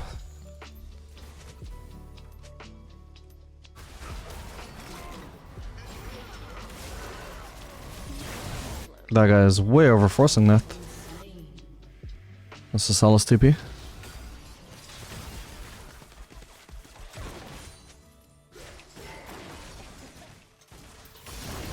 Did I just seriously misclick my Q? God damn it. This is so bad. That's so sad. I think I'd misclicked twice. Or at the very least the second one didn't bounce behind the minion to reset my passive like I was hoping.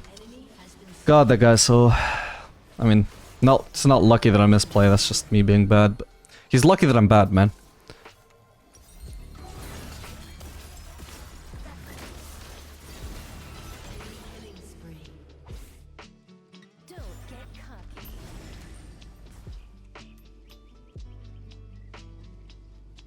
Yeah, the first Q bounce just straight up didn't hit him, fair enough, happens.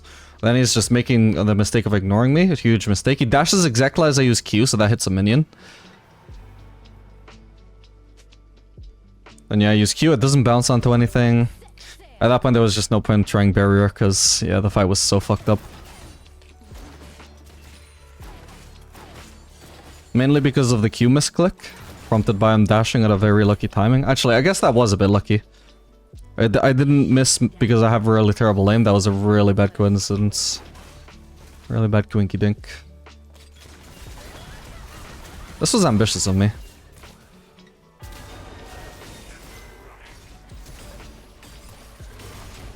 Fuck me, he stomps me here apparently. Oh, I was so close. Oh, if he just didn't win the last fight, then he would have lost this one. Oh, come on. Or what am I going for? Lord Dominic's or Collector? Nobody's building armor yet, so maybe I just get away with Collector.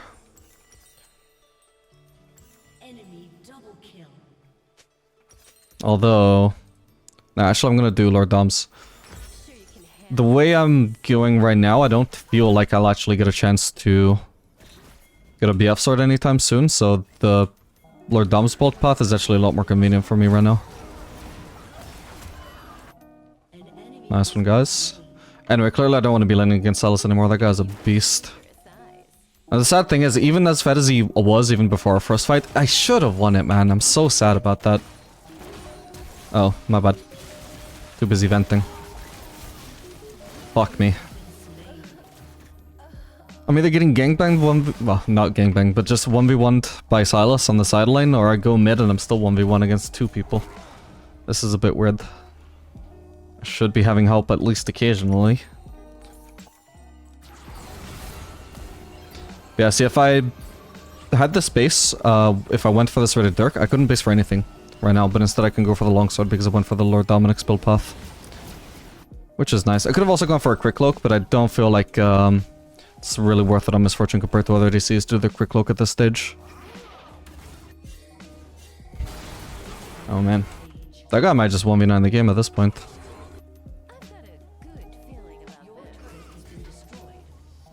The shutdown is strangely low as well.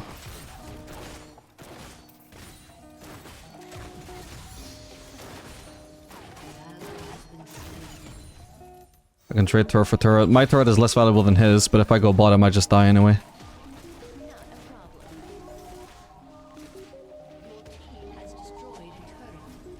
Need to make sure I'm not running into Salus either.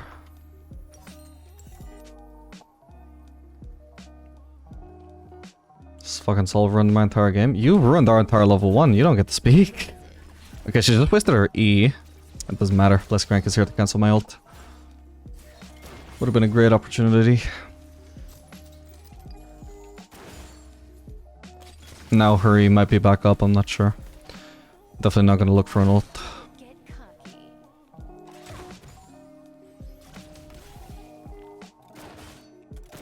Oh, right, the whole point is to split push. It's not one of my usual videos. So everybody's on the side lane right now, so there's no point going on a side lane for me at the moment. Oh, I meant to Q bounce on a minion and he just one-shot the backline, man. That's so annoying. Like, not only did it cost me 3 CS, it also cost us damage. Oh. Oh, for fuck's sake. Ah, my bad. Didn't consider I was open to a flank there.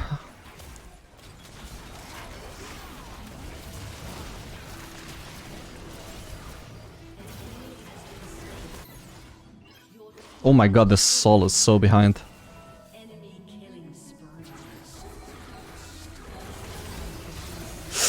He needed to focus on dodging the Salicine, not using his Q.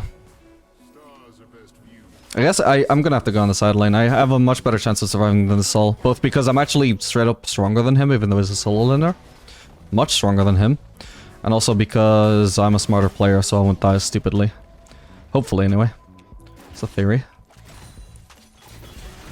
I fucking knew he would do that. Like, I don't know how I happened to get vision there, but regardless of whether I got vision or not, I was gonna do that ER. He plays extremely aggressively with Scene, so I know that he's gonna fucking just try and turn in there. He's expecting me to face check while chasing him, because obviously, like, I know he's low. I know he's available to kill. He knows that because I'm trying to kill him, he can just sit in this brush, I'm gonna face check into it, and then he can just one-shot me with his abilities and get the point-and-click W, heal up, so he's not gonna die anymore. But I know, because I'm smart, that that's what he's thinking, so I know I can't actually face check. But not only that doesn't just mean that I'm not gonna stop chasing, that means I'm gonna take the whole ass risk. Gonna at least get a turret here, even if I die, we'll see. Oh, okay, there's a big collapse. Nice. Unfortunately, I've lost my W movement speed for now. I'll try and use it again soon, but there's still another minion shot after me. This is so fucking annoying. Freak mentioned something about making it so Misfortune W doesn't get removed by minions. I really hope they do that soon. Because not only, like, my W movement speed getting removed by initially getting focused there, that's fine.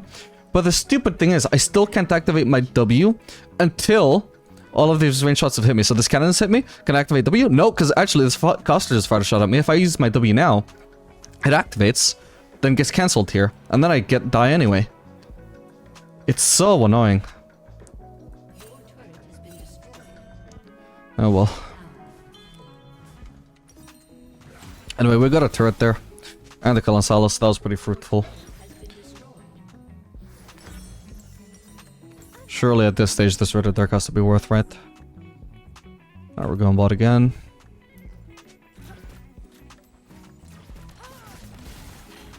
Jesus, Darius, it's a video game, calm down.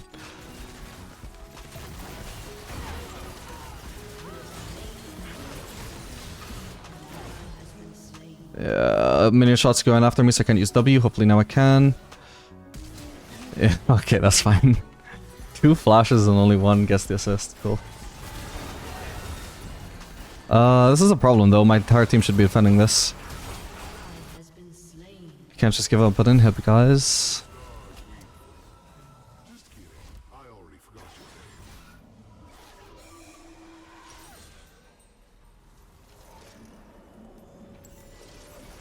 Okay, at least I didn't take the inhib for some reason. But yeah, we have like so little map control right now. It's likely that by splitting I'm gonna die a lot, but I also know that I can't really carry a team fight, so I may as well just try and abuse their poor macro to try and take turrets. Problem is Darius is going bot, which would be the most valuable lane to split push. If I go bot, sorry, top.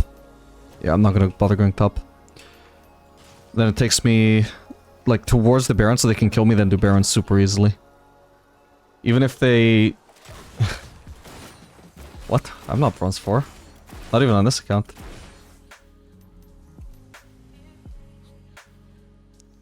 Wait, I think he's just flaming me. Weird flame though. Should be fine.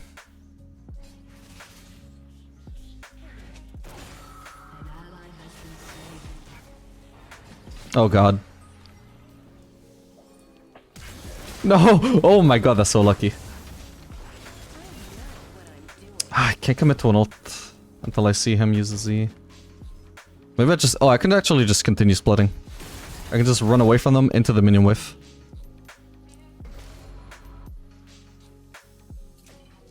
Looks like they're actually searching for me, which sucks. I would like for them to just leave and push. If it's only Kai'Sa though, it does seem like it's only Kai'Sa, so she's gonna come and defend and I should be able to one-shot her, I hope. Hopefully she hasn't gotten that stronger. Yeah, nice. She wiped out the wave, which is so fucking annoying. I was supposed to kill her and still get the turret, you know? Okay, my wave is right behind me, perfect. Okay. It's gonna be Silas, let's get out of here, I don't wanna give him another kill for free. I've forced him to leave and not just continue fighting the rest of my teammates who are alive, so that's already a decent enough outcome. I shouldn't be able to 2v1 Baron.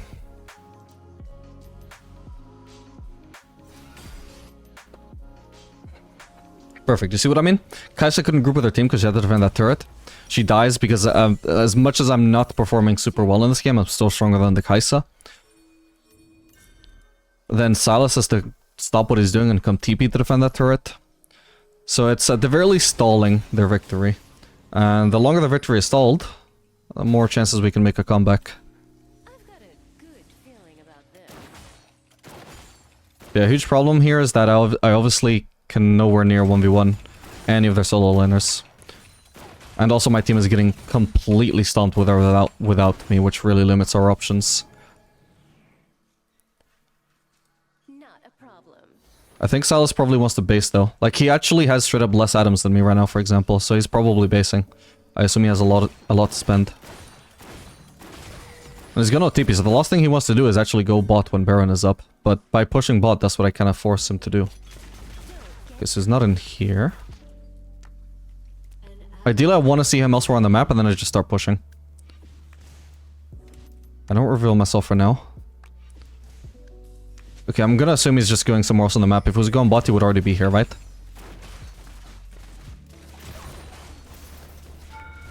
Free turret, objective bounty for our team as well. Are they studying Baron already, or... Oh, they already got it. Damn, that sucks. I didn't even have vision of that properly. Maybe I can steal the blue at least. No. Wake is up in 10 though. I'll get rid of this Blossom at the very least. And we should try and rush this, me and Brent, come on. Ideally, Brent should also just place a ward in this brush, so if Silas shows up there, hopefully I can try and ult him or something. Or Brent could also just camp the brush for him, but... Oh, thank god. I don't have my W movement speed. I could have aimed that better, my bad, a lot better.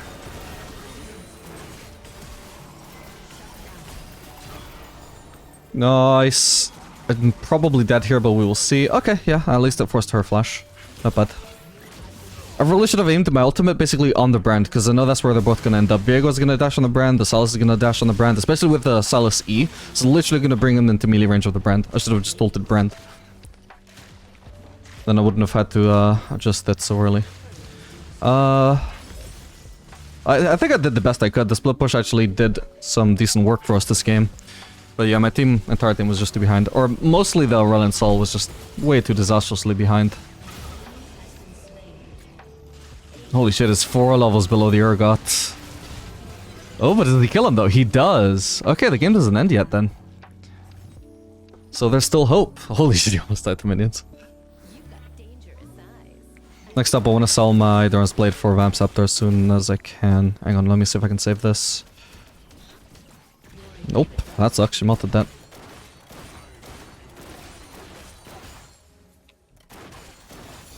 Oh. Oh, whatever.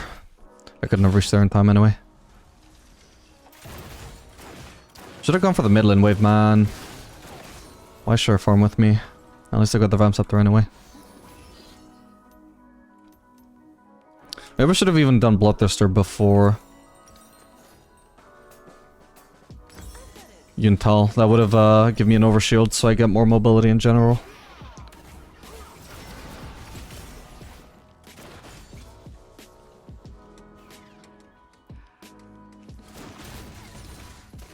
Star's waiting for gold, or is he trolling? He might be waiting for gold. Nah, actually, I don't think he is. Fuck me, my bad. Oh god. Jesus, my bad.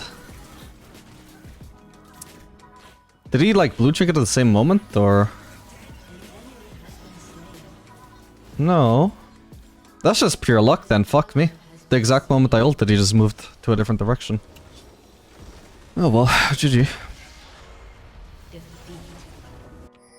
Alright, this game we're gonna be playing Aphelios Zara into Draven Leona. So we're probably gonna want to take a fairly defensive approach to this lane. Don't want to play too aggressive, since the Draven is much stronger earlier on than me, and Leona can very easily force fights. We're also running the cleanse. I'm not running barrier because barrier is what you run when you actually want to like try and win fights, because it gives you so much like power to like win fights with. But if you're actually just looking to survive against obviously somebody with CC like Leona, then you would rather run cleanse. Because you're trying to avoid fighting anyway, so you don't... Realistically, you shouldn't even need the HP from barrier, right? You shouldn't ever be getting low enough for it to matter, because you're trying to avoid fighting. Cleanse, therefore, can help you avoid getting caught out.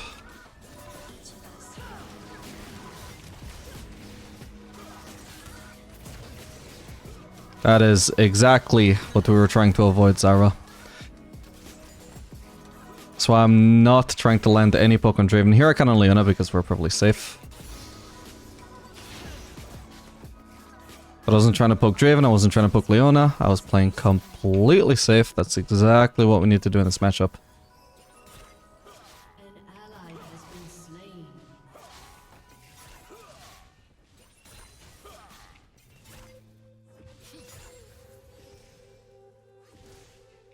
Oh well.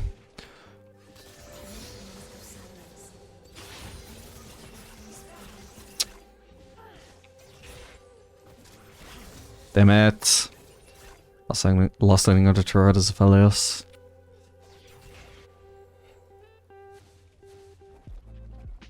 I don't really have anything I can base for here, so I have no interest in trying to crash the wave at the moment.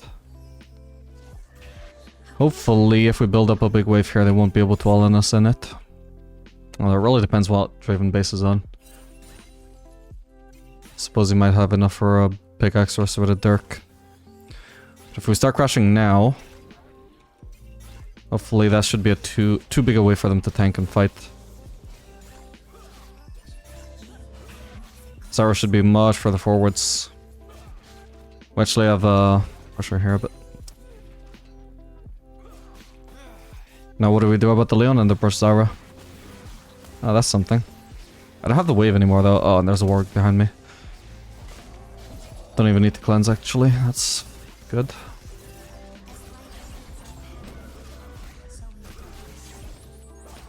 Nice. Just make sure he can't gank again.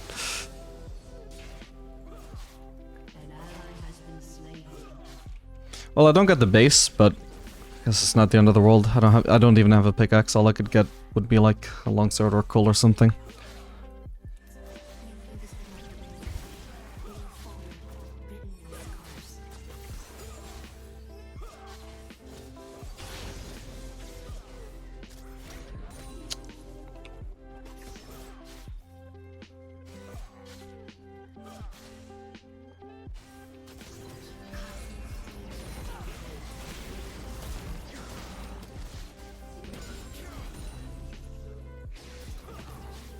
Oh, he does have a shredded dirk. I want to have minimized trading then. What they should be doing here... Actually, I shouldn't have even popped a potion, because I should be waiting to see if they're actually going to slow push. Or whether they're actually going to shove. He's already done too much damage to the wave, so I know that he's going to be pushing into me very soon. I know that Leona doesn't have Hex Flash, so it's unlikely she's going to get on me. If she does, I can still cleanse away, hopefully.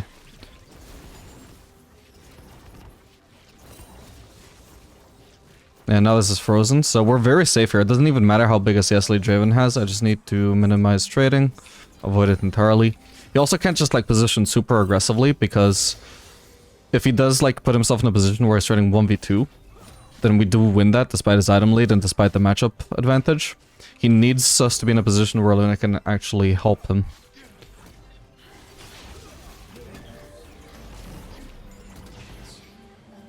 God, she took no damage from that.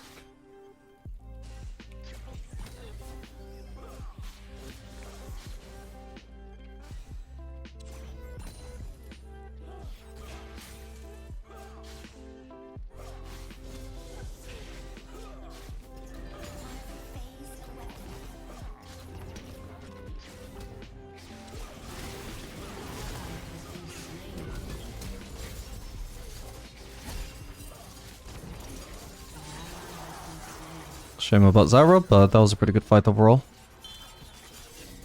Shouldn't have bothered with the white thread actually, I don't have enough mana to get my chakrams back now.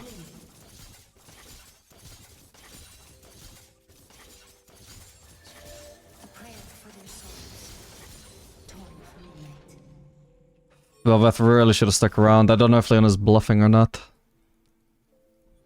Okay, that's good enough, I suppose. No, it's not. Actually, the melee was that focused on the turret, and then it just left it. Great. This all could have been avoided if Velvet's just stuck around, man. Ah, and why is this minion aggroed onto me? This fucks at the wave state so hard. Let's just hope they de-push it. Looks like they might be so far. Yeah, nice. Perfect. I definitely didn't abuse that. I can wait 10 gold, I suppose. Getting rid of that so I can use red Q to get out of base faster, and also getting rid of some red ammo is good since we have way too little white ammo, too much red ammo right now. Man, why did she use a plant there? Why did she use multiple plants? That cannon is almost 100% gonna die before I get there, but look how close I am though, right? I definitely could have had that. There's no need for that. She could have even used her plants to freeze the wave. Instead, she just used it to wipe out the wave faster. Some supports just don't understand what the hell their role is supposed to do, I guess. We don't know where Leona is. We should ping SS. Not that our team will listen, but it absolves us of blame when they do get ganked by her.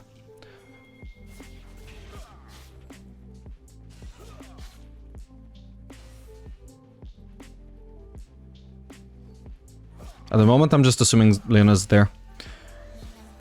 So I can't walk forward to trade with Draven, right? Because if she isn't there, then that would leave me vulnerable to a engage. Okay. Fair enough. We got, what is it, 2 flashes? Or was it just 1 flash? I think it was 2.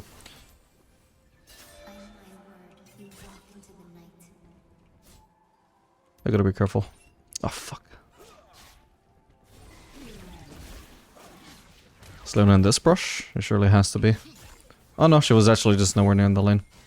I was thinking that I couldn't remember her going in the brush. Leona has ult, she can try and engage onto me with that. Nice.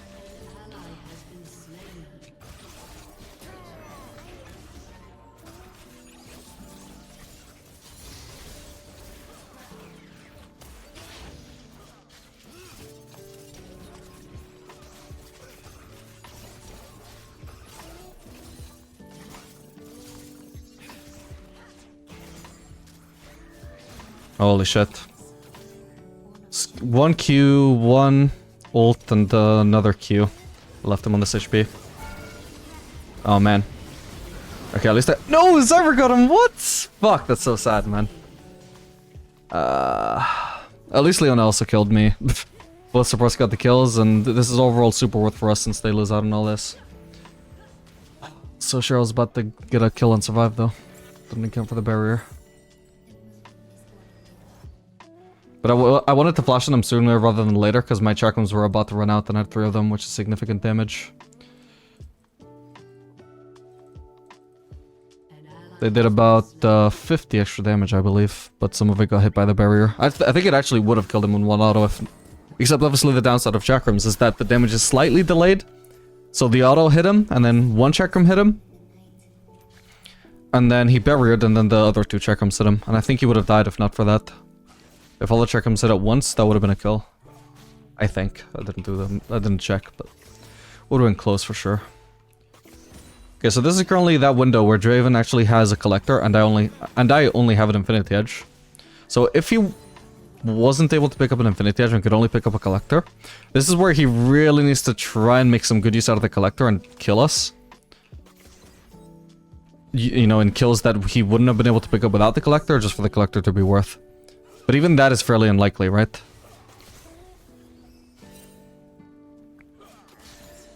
We would assume that probably most kills that could happen right now are probably going to happen regardless of whether he has a collector or just Infinity Edge components.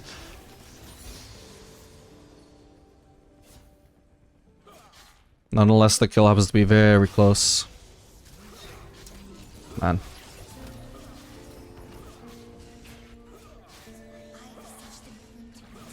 Why is he thinning this wave out? They had the wave in a really good spot.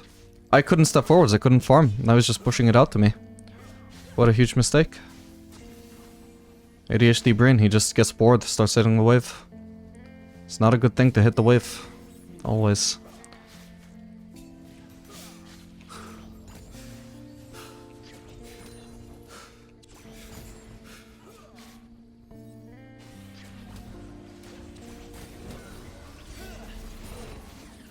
Crap, exactly when I needed it.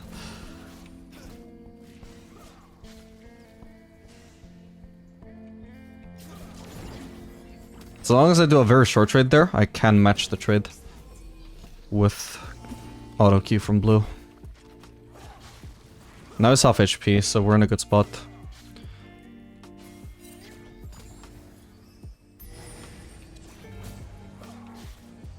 Oh crap. No, I didn't even have time for the fucking rattle to go off. So potentially the collector did actually help him snowball there. But yeah, the Zara was just way too late in actually positioning aggressively when we had the lead. And, you know, my bad for getting hit by the Leona. E. Enemy killing spree. An ally has been slain. I was a bit distracted though, trying to micromanage my Zara's positioning.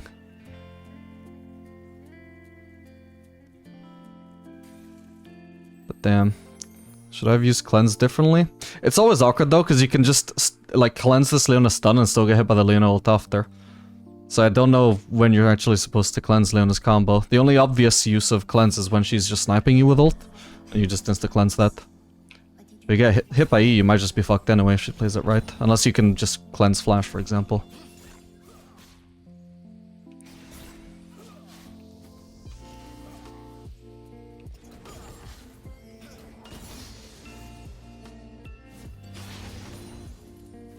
I'm probably gonna assume Leona's just in that bush again. Okay, she's headed into it though. And now I have cleanse, so I've gotta be careful. Because now she can't snipe me with her ult really easily.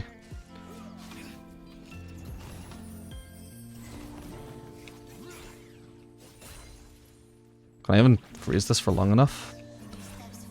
Nah, not really. It's too many minions. I not have to freeze for too long. Holy shit, that damage.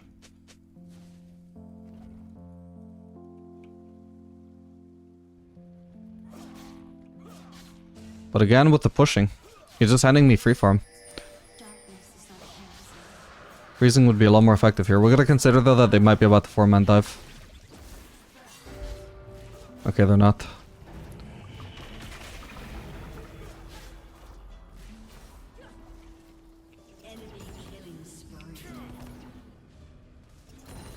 This wave I can freeze because they took so long to actually push it that I don't have to tank it for long.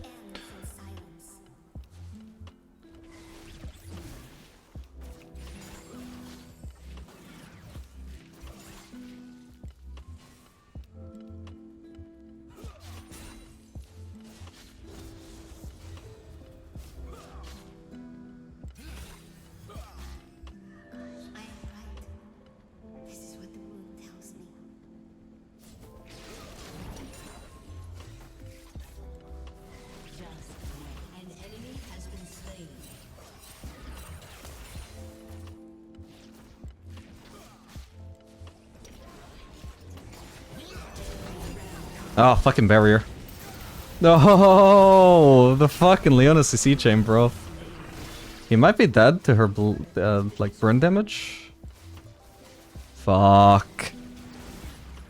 I forgot about the fucking barrier, man. I suppose I didn't get lucky enough with crits either. Let me see, did I crit?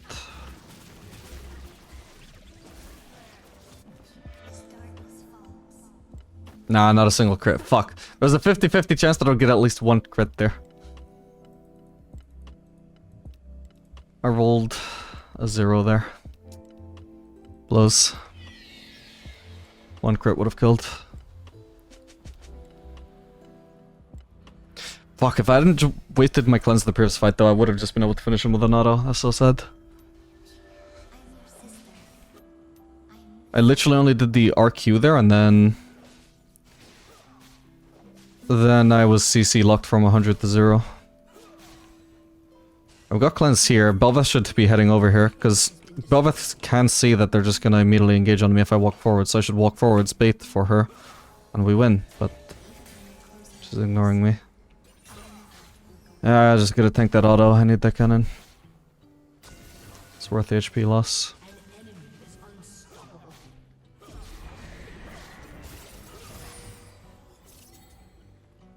I don't have good weapons for trading with Draven right now, by the way. I should not. It's also pretty useless for the fight overall, because even though, like, it's good, the DPS in theory should be good against Leona. Like, I'm CC locked until death, right? I don't get the DPS. I only get to 2 burst. Ooh, nice one. Oh, Jesus. Maybe I shouldn't have positioned there. She gets away, sadly. Oh my god, what is going on over there? What the hell? Hopefully we can at least trade something here.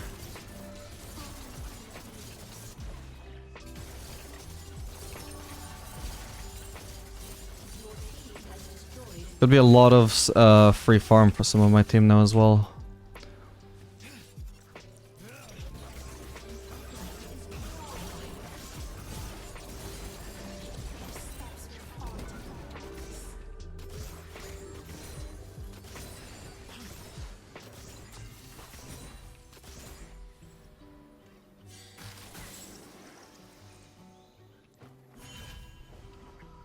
Okay, looking at their comp, we definitely want Lord Dominic second. They're already definitely starting to pick up some armor.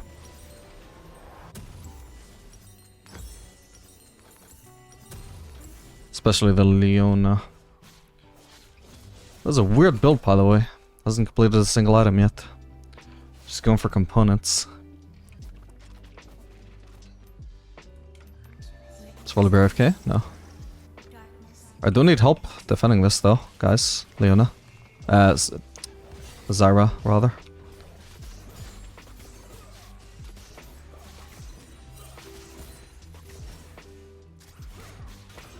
Oh, fuck's sake. Thank you, Zyra. Whoa, her damage. Jesus Christ. Yeah, that's what I wanted to avoid. I shouldn't have tried to defend if Zyra wasn't gonna come with me, I guess. My bad.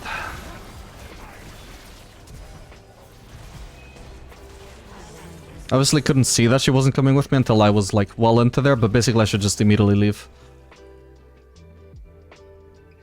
Like I notice, when is it that I noticed?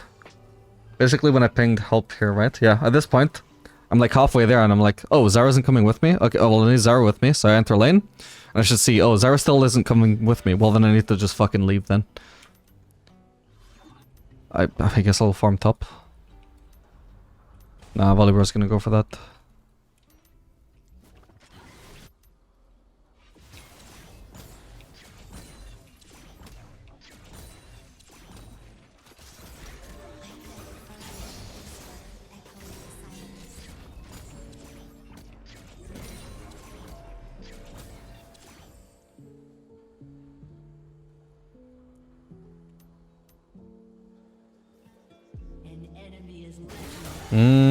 That's not good, but I definitely can't carry fights, so there's no point in me trying to help there.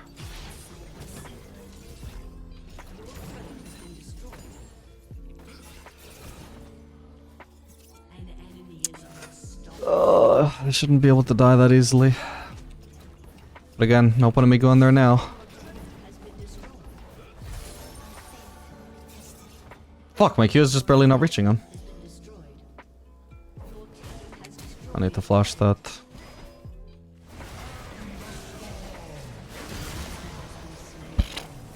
Maybe if I Inferno Molt them from behind, they die? Almost got me 1 kill. Fuck me, they're actually just... How does that reach? There's not a single time I haven't been 100 to 0 and anytime I get hit by Leona, man, it's so obnoxious.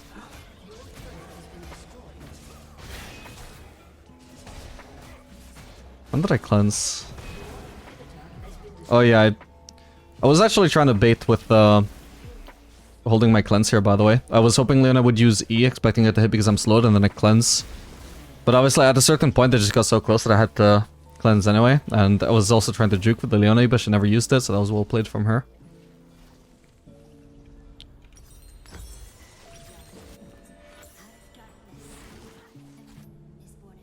Hasn't even been a chance to try and split push. I mean, that was the one time that I got, and I at least got a turret out of it. But yeah, they're just taking Nexus turrets for free because my team can't survive at all.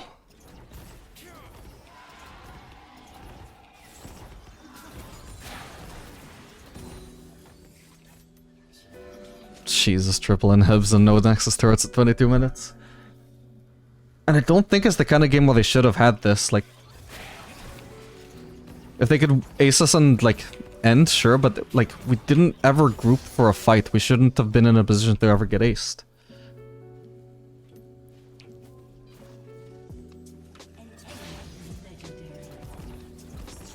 See, that death was completely unnecessary.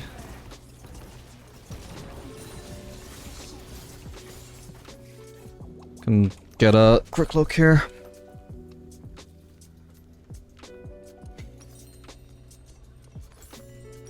Got it. Somebody needs to get in her range.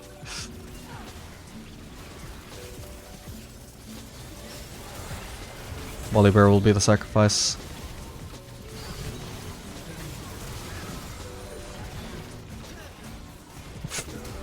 All I can do is run into Jax.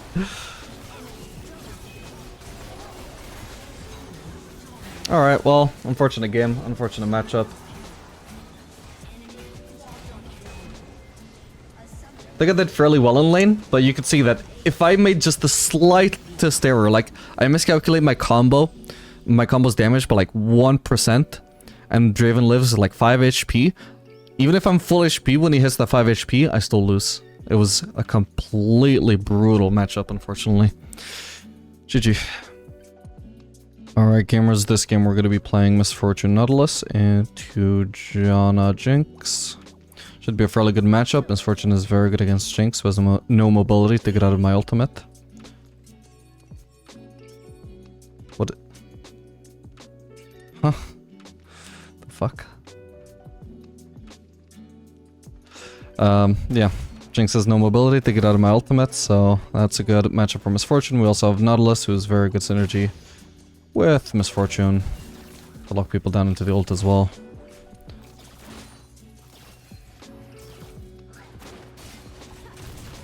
Nice, we got the bounce onto Janna, which is huge. It also gave us the passive back. I don't think an extra auto would have killed her, just barely. It was close though. I just had to briefly check that whether they had heal or not. Alright, well that time, now that I'd queue up and the passive back up, yeah, that was enough for a kill. Nice one.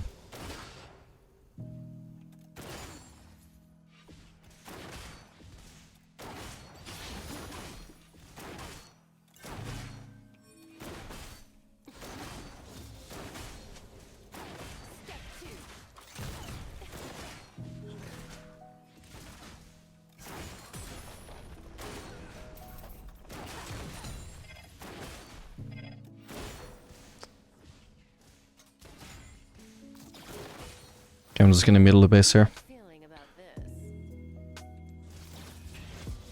Or I'd like to anyway. It might mean missing some CS, but I think I have to anyway. I've got no mana and a lot of gold spent. And no HP either.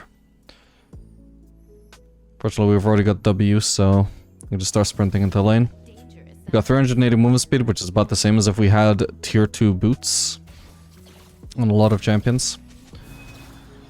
Such as Jinx, for example. If she had Berserker's Greaves, it would be moving as fast as we are now. And they didn't even crash this as fast as they could. I think Jinx could have made a better effort there. This probably could have been a crash. Sure you can handle me, summoner. And they're just gonna base as well without even crashing it. Nice. Basically means I don't miss out on much, and Jinx actually just misses out on a lot of farm. On top of the ones she already missed out on because of her death.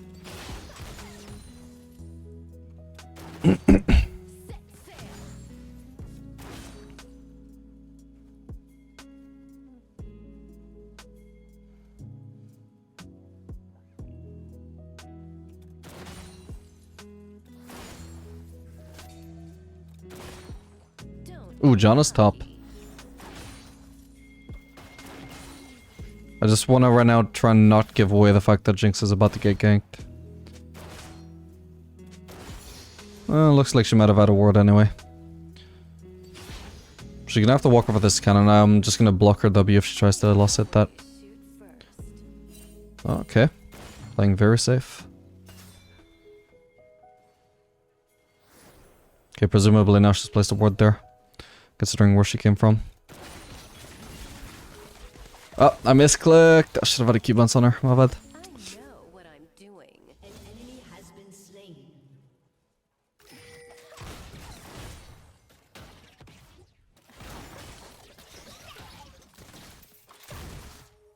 Nice one. Not a problem. Should consider that Janna should probably be headed back bot unless she roams again. Whereas Nautilus just seems to be claiming mid as his own, I guess. There's no reason for him to be mid right now if he's not ganking anybody. Like, this could easily kill on Jinx, right? Ah, I'm getting aggro. Sucks. Can't chase her.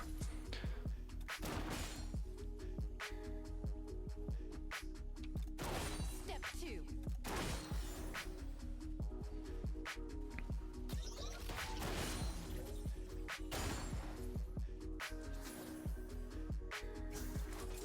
An ally has been slain. I've got a good feeling about Actually, I could try something different this game and just try Bloodthirster Rush.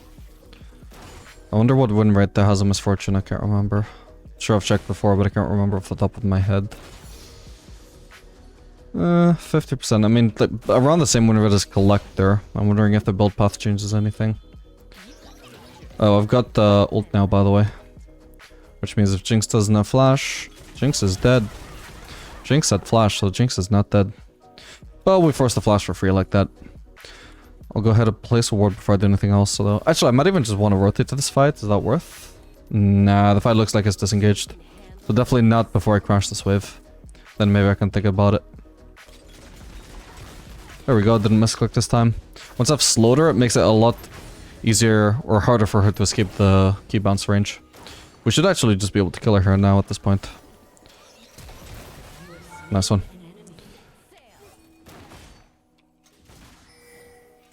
Just doing a real quick Q auto. The Q and the auto land almost at the same time. Alright, I've already got enough for BF Sword. Can this minion not chase me, man? I've done nothing to deserve this. I'm trying to drop the aggro, but like, it's still hitting me, bro. Like, what the fuck? Oh my god, getting a good wave state is just so fucking hard sometimes.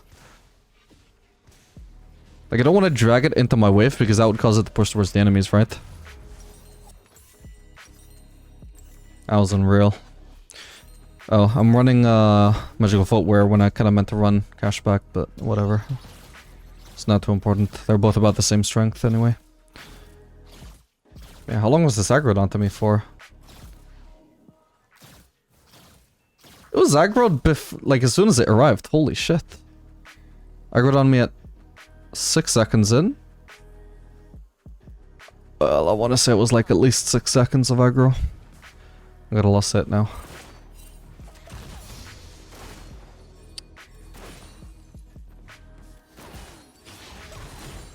I'll leave this lost caster. I'll ward the brush before I step in here. Want to make sure I'm not face checking to anybody. Looks like that was a false alarm though.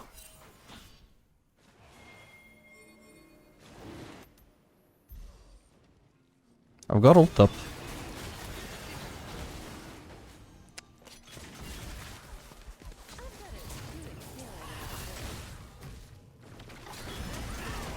Sadly, that's not a kill, but... Oh, it is a kill. Nice. Yeah, so... When my ult stops hitting anybody, I can cancel it, or... I can just keep it channeling as a zoning tool, right? If Syndra wants to run to safety, she has to run to the right. But I still have my ultimate going. So she basically had to wait for my ultimate to run out before she could run to the right. But instead she just flashed. Didn't consider that she needed to wait out my ultimate. And so my ultimate, which on the surface looked like it failed because Lee Sin instantly flashed out of it, still ends up dealing decent damage. And if it didn't end up dealing decent damage, it still would have had a lot of value just by zoning Syndra.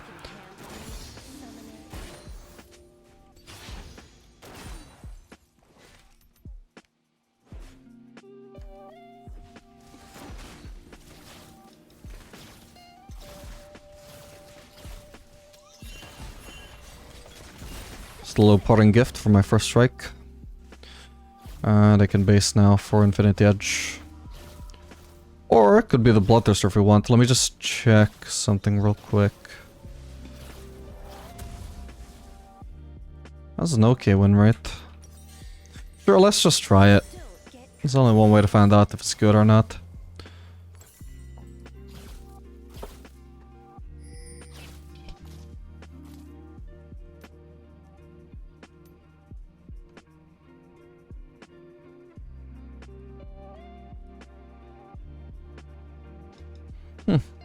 Yeah, if you do Bloodthirster into full crit, that could actually be potentially... There's not really enough sample size to tell through stats, but it could potentially be better than the more common build right now.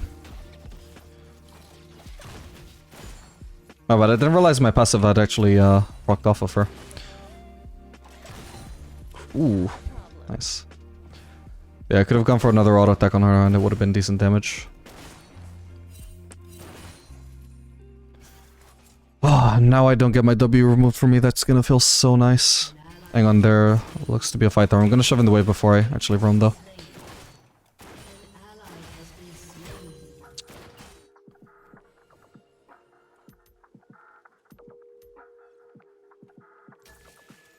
Okay, looks like the fight is over.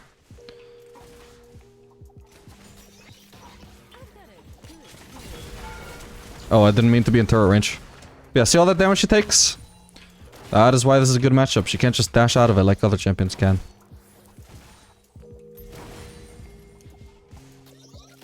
My bad. Still had barrier if I needed it.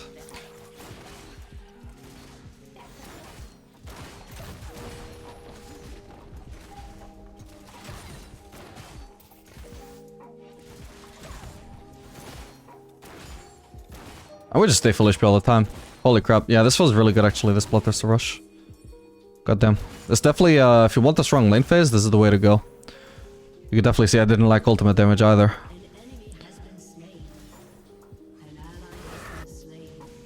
I'm not gonna be able to deny much here unfortunately, but if I can at least deny the cannon, yeah, that's something.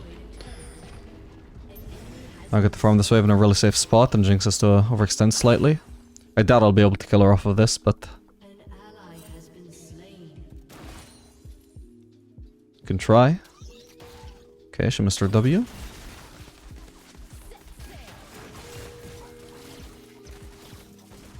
Okay, well if nothing else, we forced a good trade.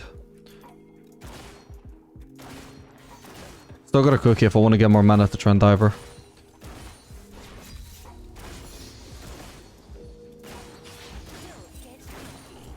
Which I'm thinking should be do- no, never mind, John is finally back. I kind of forgot John was ever in the lane. I mean, Nautilus also started promo roaming, so... It's the classic where one support trolls their ADC by abandoning the lane, And the other support, instead of thinking, oh, so now I just get to permanently turret dive the Jinx, that's so great, let's just abuse the fact that Janna's trolling to kill her ADC. Instead, the Nautilus is like, oh, Janna's roaming, oh, crap, I can't let myself get support diffed, I have to counter these roams, I have to match the roams, so that my team always wins any fight, and Janna doesn't carry the game, like, he doesn't think about the fact that we can just win the game by perma-killing Jinx, right? It's such a classic. Every time, without fail, it always goes that way. Instead of abusing the solo ADC, he just tries to match the roams. Happens even in high-low as well. Now, there is a time where that is the correct move, actually. For example, if you are playing Janna and the enemy Pyke is perma-roaming, as Janna, you don't have much room to abuse an ADC who is alone at her turret. Or maybe you don't. It depends on the ADC as well, and also who you're trying to dive. But generally, it's not, it's not your strength. So maybe you're actually better at matching the roams than you are at punishing the enemy ADC. But Nautilus, with Misfortune, that is free kills every time our ultimate is up. Did we abuse that? Nope. I'm not saying this to shit on the Nautilus, by the way. Like I said, it's an incredibly common mistake. I'm just pointing it out so you guys learn from it. I look to be fine here.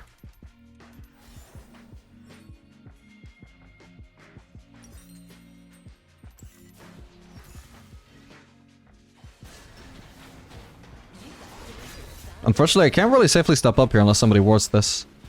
Thank you.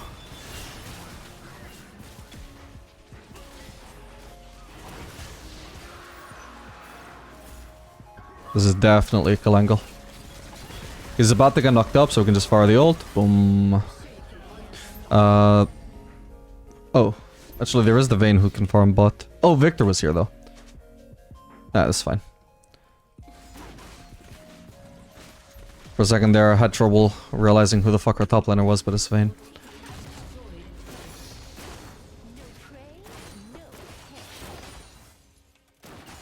Yeah, Victor had actually been mid, I should have gone...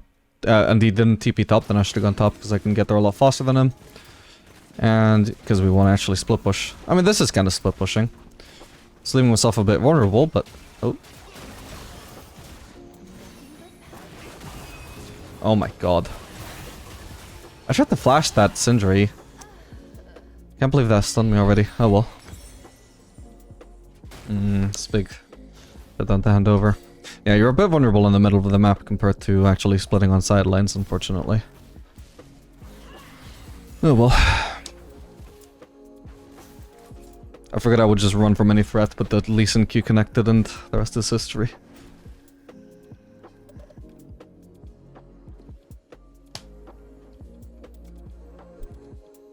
Next up, final item. Well, third item, not final item. We're gonna head towards a Lord Dominic's. Okay, that's a half AP, half tank Malphite, which basically means it's the worst of both worlds. You're not very tanky and you don't have enough damage to one-shot the ADC. In theory, anyway. I didn't even lose my shield from that. I still have my passive, my W passive. An enemy has been slain. Yep, nope, shield's still here. That's funny.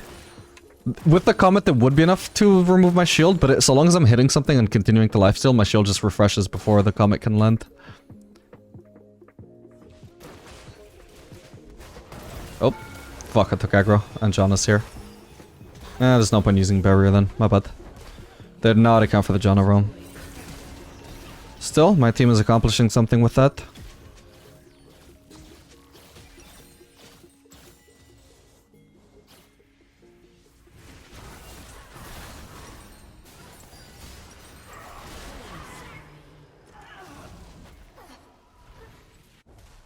I wouldn't actually lose an objective except for the fact that this outer turret is obviously real easy for Malphite to reach. If this turret was already down, obviously there would be like no chance he could get this turret or anything.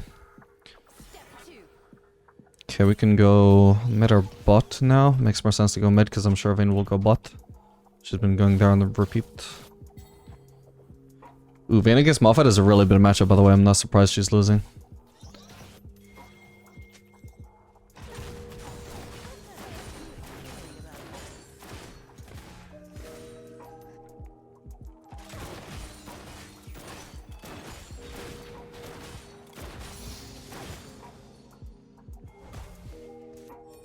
Did Malphite ever base? No, I'm just going top because Victor's recalling anyway, so...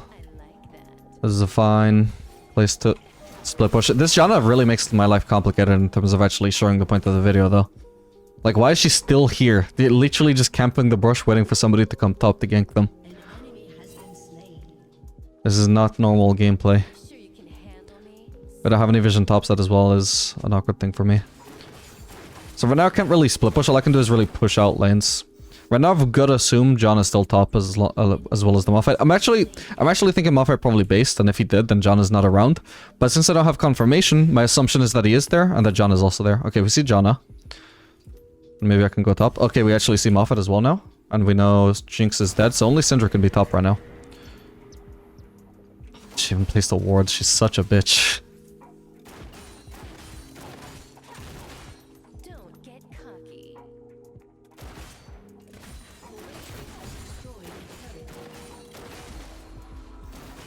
Now Syndra's dead as well. Holy shit, my team is getting a lot done here. Shut down. Rampage. I know what I'm doing. An ally has been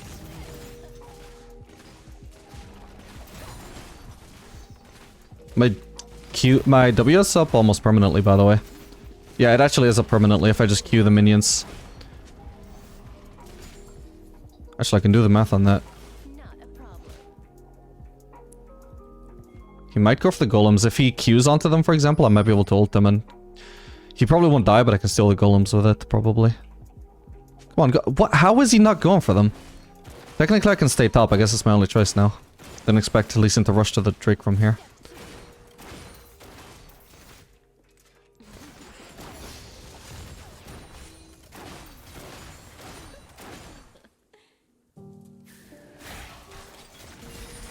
She missed her E.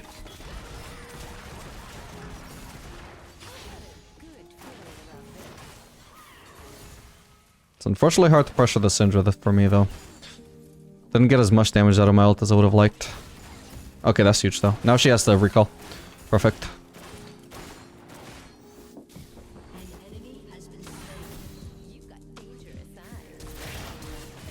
Got her.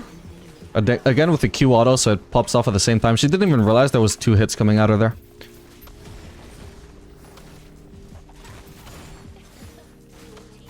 See? Is it a problem that we weren't around for the Drake? No, in fact that's the perfect timing, because that's when they're at their most vulnerable. They're not like able to send like 3 people after me. They have to fucking defend the objective. So if I can just like I said, it's hard for me to pressure the Syndra, but I found a way. And boom, she dies, I get the turret. I'm not even that insanely ahead. Only got 2 items. Well, my gold apparently was pretty fucking insane, but I hadn't spent it.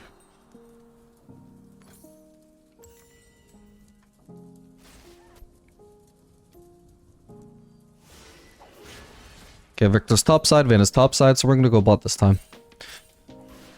Somebody else can farm the mid lane wave. If I go mid, then nobody's farming bot right now.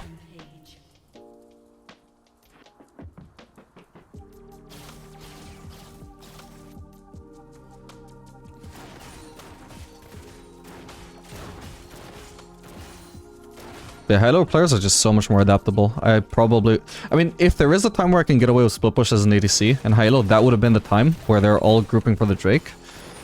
But, they're a lot better at just coming up with solutions on the fly.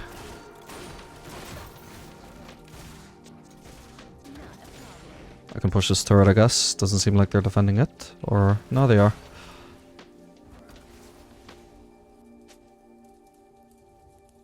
Then we just push and roam then.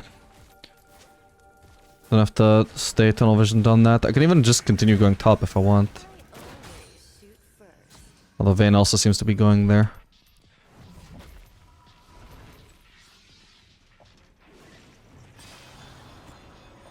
Could just go back bot. Hello.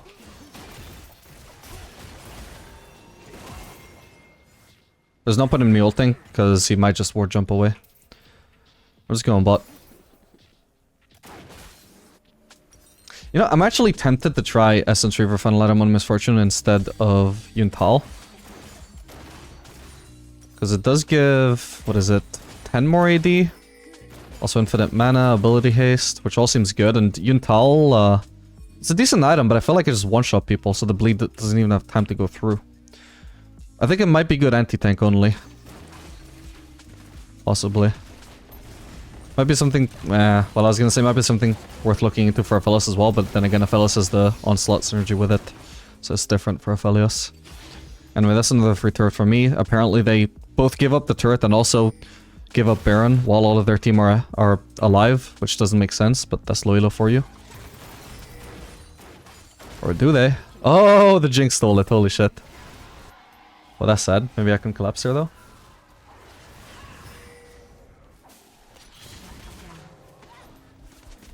I can flank, I guess. Although she has a Baron buff, she'll just recall, right? She should just recall. I can try and kill her, but... Oh, really? Thank you, actually. I guess that's the Bloodthirster for you. John is gonna come through here. Fuck, I should have had vision of her. I think she might have flashed, which is nice, but yeah, fuck, I was supposed to ult and also finish her off with Q auto, you know? Oh, crap. He died. I messed that up a little bit, my bad.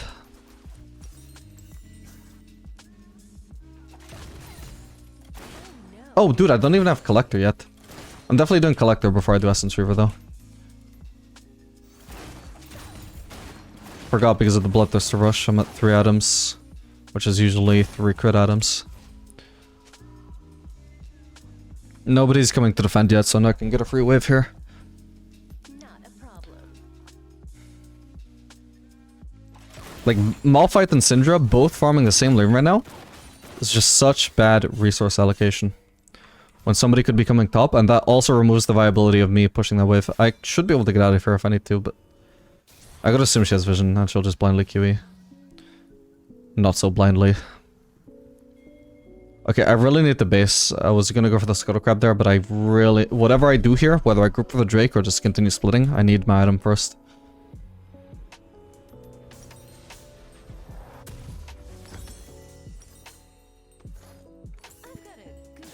Do I have time to continue splitting? I could, but I think we've already got enough value out of the split push this game, right? If we just group and team fight, that should be a free win. So I think I'll probably do that, especially for something as valuable as Soul. Unless somebody on my team gets caught, pretty much, like the Vayne dying there, then I can just push mid or something. And I will push mid before anything else. This could still be good. Syndra just had to flash out.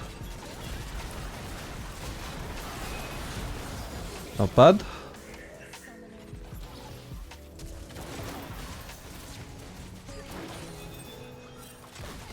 Ah, come on.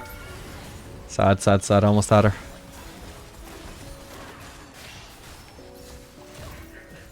Ooh, if that bounced onto Janna, I doubt it would have been a kill, but it would have been, you know, it's nice to pretend.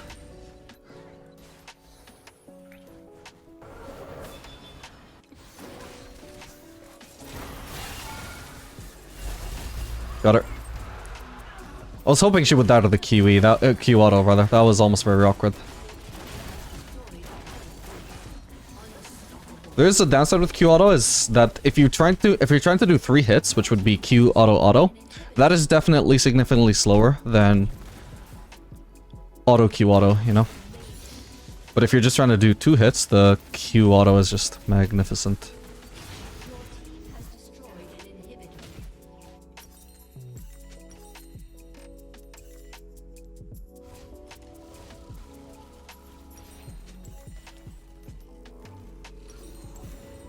I can farm this wave.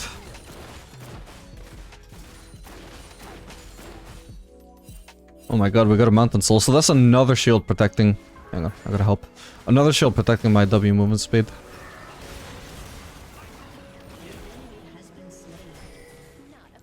I do want a base now, though.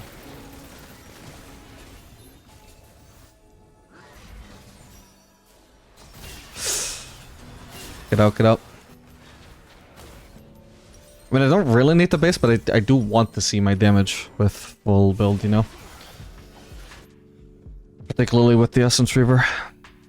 70 AD, so Yuntal gives... I think Yuntal gives 65 though, so it's only a 5 AD increase. Yeah. So it's not that much initially burst here, but yeah, we do get the CDR. Which is really great for Q uptime. W uptime as well.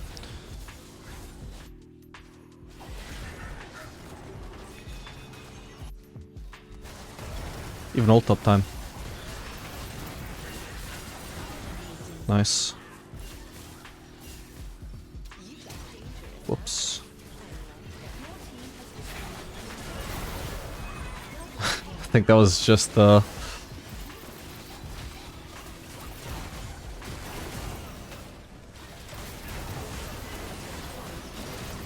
Jesus. Penta? Hey, nice one. Alright, GG. Yeah, I really like the Essence Reaver actually. The CDR just fits Misfortune better than Yuntal, I think. GG. Alright, gamers. This game we're going to be playing Aphelios Janna into Ezreal Tom Kench. Should be a decent matchup. Tom Kench is pretty good into melee supports, not so good into Janna. Aphelios and Ezreal can be annoying, but the support matchup should probably override that.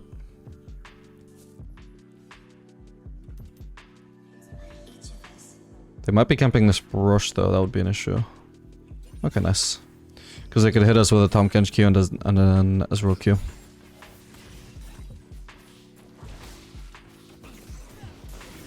That is Janna being way too overextended.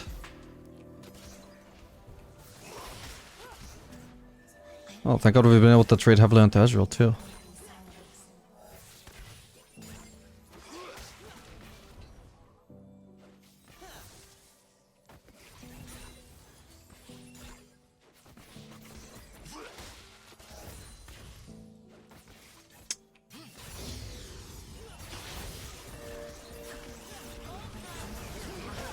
Careful, Janna.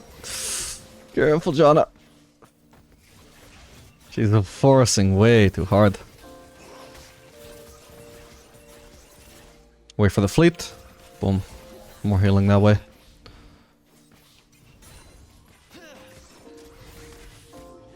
Wait for the fleet. Boom. We're on no rush to proc green.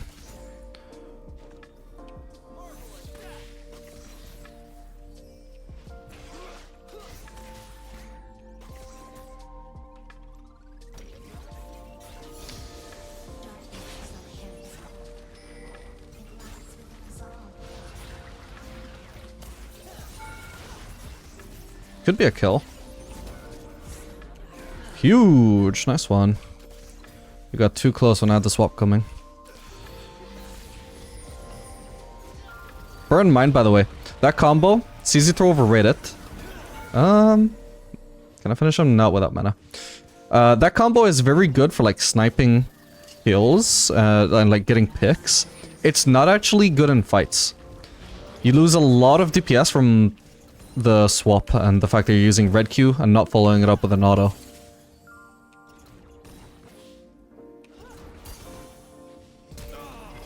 Nice. I was really worried that there could be... We leave that wave, we leave the wave. But it could be that he didn't die to the auto and then I still had like 5 mana left for my Q. But thankfully he did die to the auto, which did feel likely to me. And I could wait 5 mana for my Q to come up, so I could do just flash auto Q or even just flash Q. But there's the risk that he just wouldn't overextend like that again, so I decided to go for it.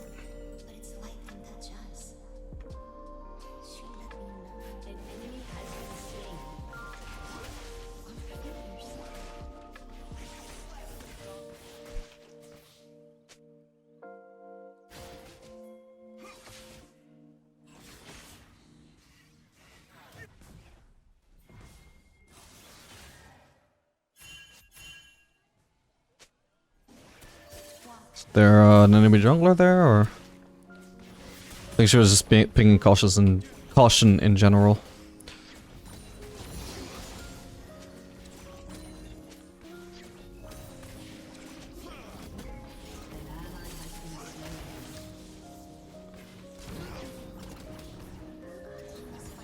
It's good to use blue Q like that without preceding it with an auto when...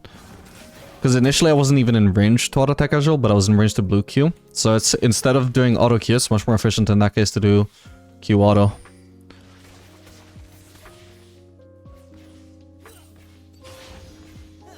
That way I'm sort of kiting him in a way and getting the one auto lead before he's in my range. Well, not kiting, but yeah, just a... It's like I'm landing like a Caitlyn auto on him before he reaches me with his Ezreal range auto, you know?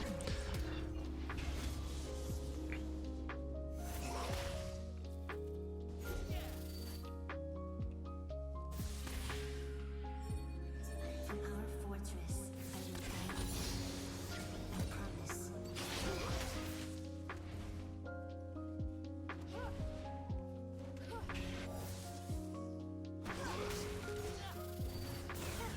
He doesn't have much mana, but he had enough mana for E.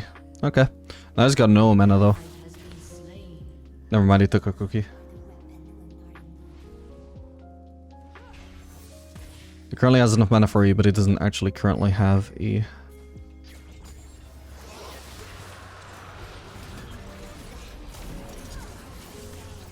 Okay. No flash in the Kench. Every slash, resurrection.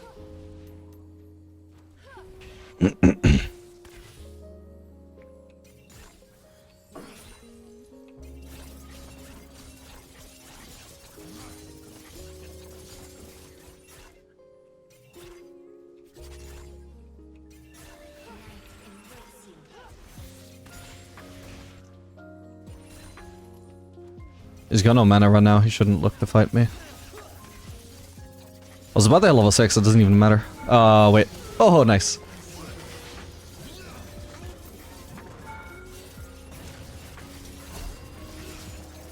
I misclicked! Okay, he walked into me and died. All good. Oh my god. She wasted her E. So the funny thing, I have the opportunity to do the funniest thing here.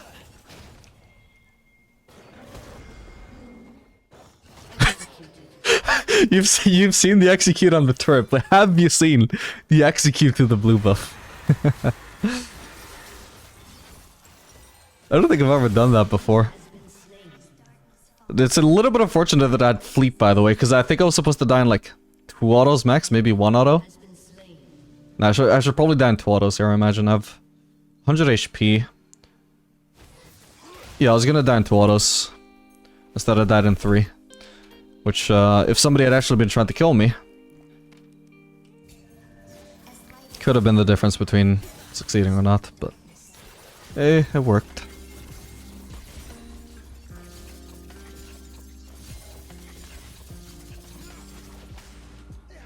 Oh, they have a TF? Yeah, they've got a TF top. It's not for us, though. Oh, god.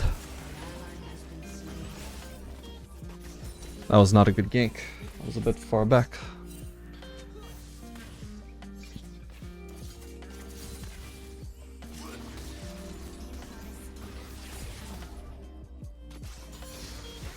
Okay.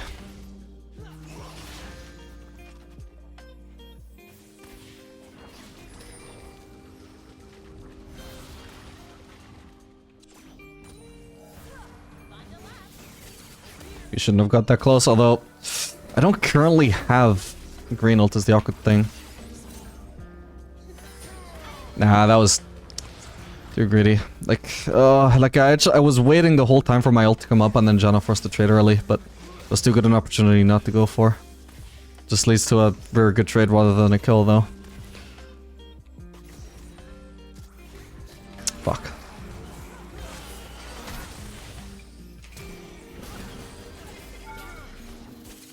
Oh, thank god. I did not realize I only had mana for one ability. Thank god. That worked. Ally has been slain.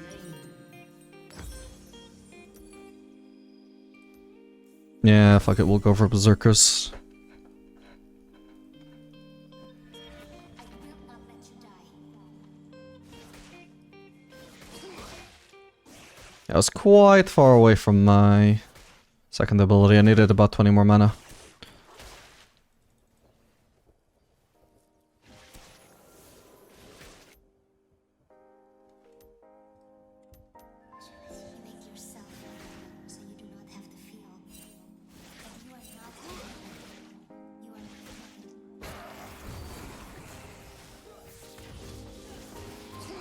Holy shit. Wait, oh wait, he's got ult. I just fucked up, seriously. My bad. I completely forgot he had never used ult in the previous fight. I was just trying to get fancy dodging his Q even though it didn't really matter. I was really patient with his Q to his credit, but yeah, I could have just popped in a way where sure he has the Q on me, but he doesn't follow it up with anything else. My bad. Dude, he hasn't recalled in ages, by the way. What the fuck is that build? Look at Janna's items, look at his... Useless Ezreal. Good to know he doesn't have that now. Nice. I've got ult to try and engage on him.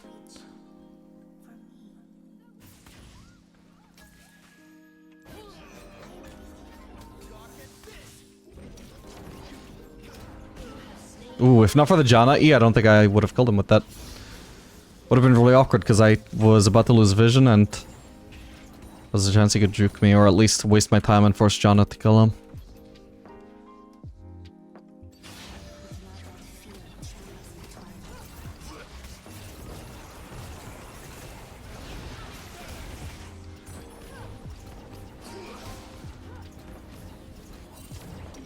Whoops.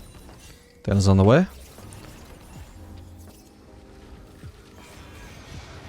That red Q for moment speed, by the way, is so much more effective when you're actually using fleet and you're actually hitting stuff, because I procced fleet there just because of my red Q. Fuck, I was aiming for the minion.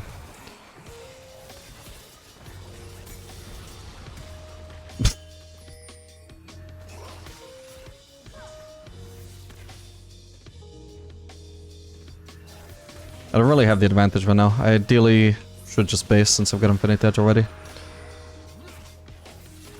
Damcatch is a brick wall though, so it might be hard. Oh, we could win this. It's risky though, fuck. I can't focus if I want to either. Ooh! Ah, damn, it sucks. My bad, Damcatch used his ult on Israel this time.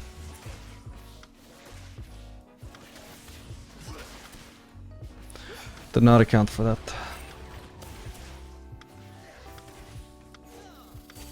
Ooh. Tearless Ezreal. He's gonna be super late on his Muramana power spike.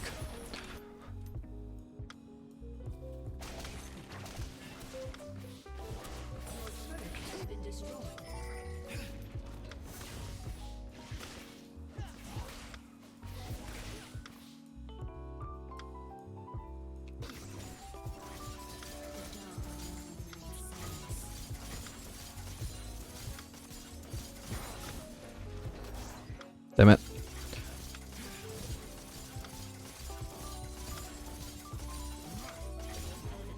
I mean, I could go for the red, but it's just much more valuable to push the wave right now.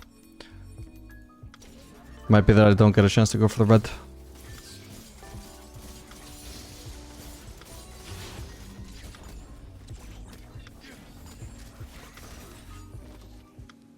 So for now, I'm not gonna push this turret. I at least need to get some vision down first.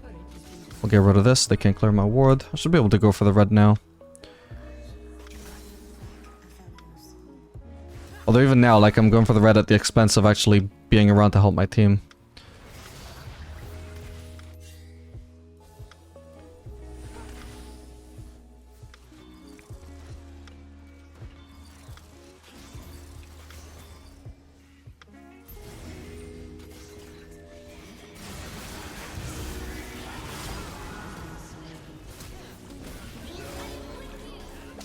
Please die. She's dead.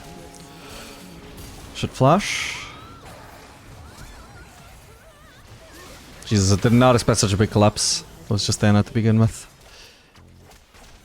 Then their top laner suddenly involved.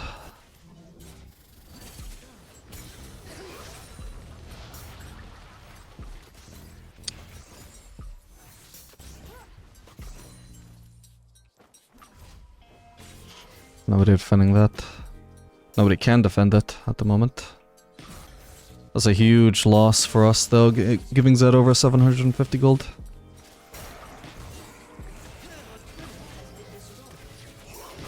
How the fuck did that snipe me through the minions? What the hell?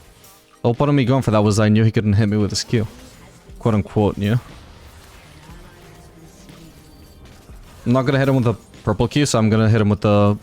I'm gonna switch to purple so it hits him with blue instead. Because at least that way it does plus 10% extra damage.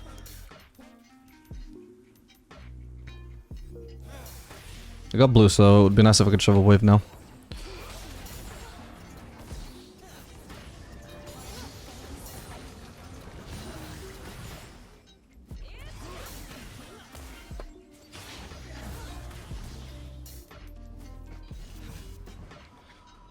But they're not gonna let me get a good base so far.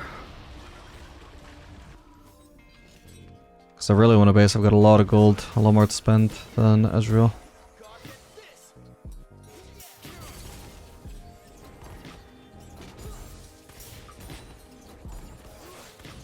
Okay, the kind of wave I shove is so much faster than him though. It's just what I needed.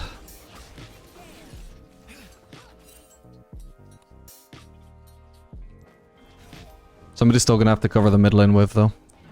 Hopefully I'm out of sight here, I can't tell. We're gonna have to stay here, I think. This could be a kill. Never mind. Okay, well, Ezreal based.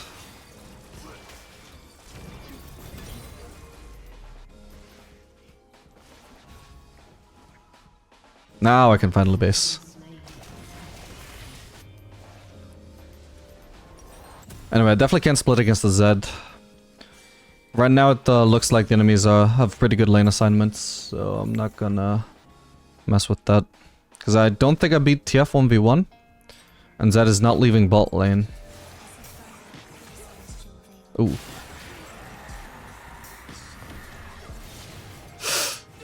Oh man, he should have just backed off. Well, I can go bot now, Zed doesn't have ult and he's also low.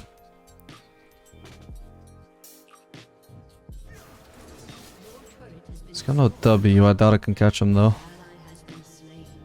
Unless he decides to keep on pushing. Oh, now they see me, lovely. Still, he's gonna be forced to recall there. I mean, my team looks like they can defend that, so it should be fine. Oh, but of course Diana's here. I can at least, like, force her to have to leave the Drake if she wants to kill me. Whoa, what the... He must have TP'd. Fuck, almost had him. Oh, for fuck's sake.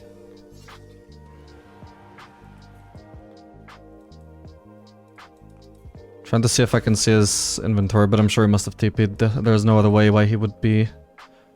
Yeah. You can see his items updated. Otherwise he just would be low still. That sucks. That's something I didn't account for.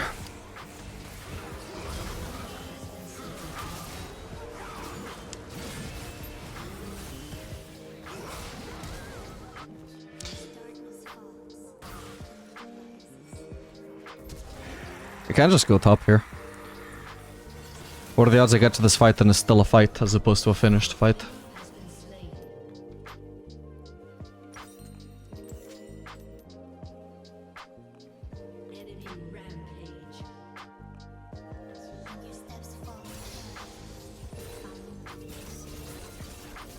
And yeah, I definitely want to avoid Zed. That was him one-shotting me without ult, by the way. He is super strong. I think TF just survived, so he might come straight up, but he'll at least have a better chance of killing, especially if I have a wave and he doesn't. Nothing else, Oh, what the? I thought this guy was bot. I swear to God, he was bot. When was he? He was bot side at least. Fuck me. He did go mid though, and I just didn't pay attention to that, my bad.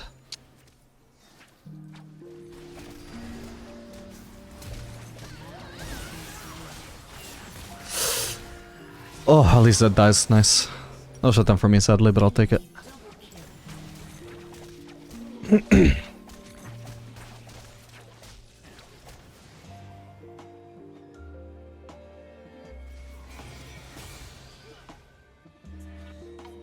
Can go top or bot. I was going bot, so I'm going top. In general, though, like, yeah, I need to... If Zed can go top, I can't go top. I'm trying to dodge him.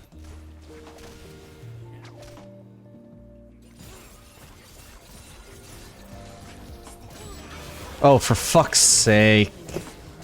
You're kidding me. This sucks, man.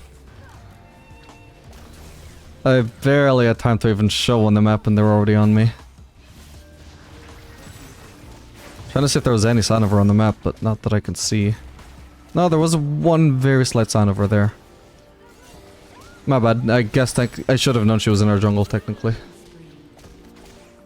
It's an easy detail to miss, though.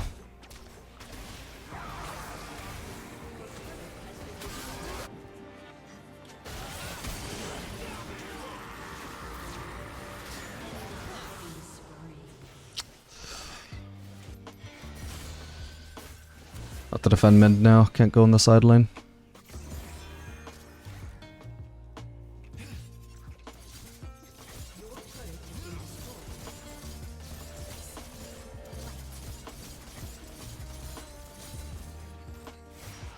Maybe I can help him. Well, I got a kill at least. Fuck, I'm so dead. But, do I maybe kill him? No, I do not. He's too tanky. Oh, man. I shouldn't have, dropped my white turret. Or, sorry, dropped my, white ammo. I would have been able to DBS so much harder if, here... Hang on. Here, once I drop this turret, instead of auto-attacking once more and removing my white, if I switch to green instead, and just constantly auto-attack reset with my green Q marks from the turret and just do auto-auto while holding green, that definitely melts the Tahm Kench. Unfortunately, in theory, you can do the same thing when you're on this, but because the animation for proccing a green mark when the effect is purple rather than white, that effect is so much slower than the effect of white. So you literally don't have time to like do auto resets because you spend so long during doing your purple green mark animation that by the time it finishes they already have another mark on them, so you can't auto reset like that. Very sad.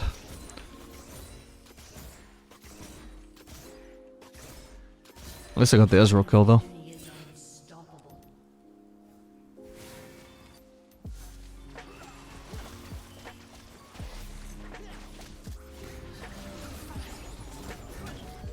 I rooted him, but doesn't matter. We should be staying closer to the base. We need to defend and not be super overextended either.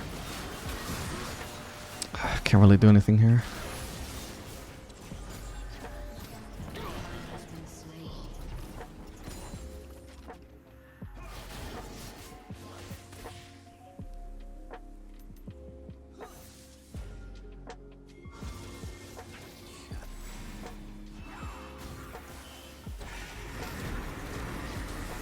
Huge. Nice one. I was actually gonna do a one-shot combo there, and I think it would have killed him even if Malzahar didn't ult, but it spared my ultimate, which is good. I've actually got a huge amount of gold now.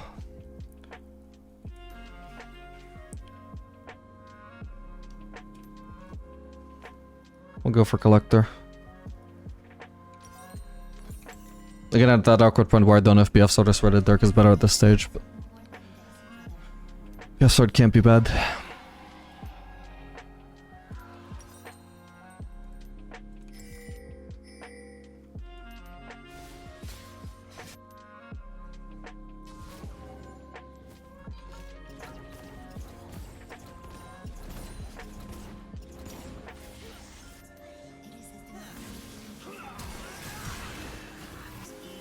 Oh, wow, that Ezreal is so tanky, what the hell? Or at least the Kayn does 0 damage, one or the other.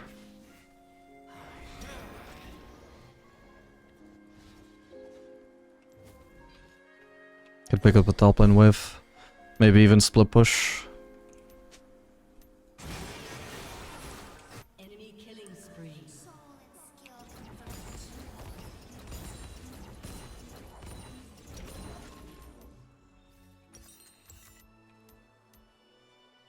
We're down one defender though, so I'll probably just have to shove one more wave in base.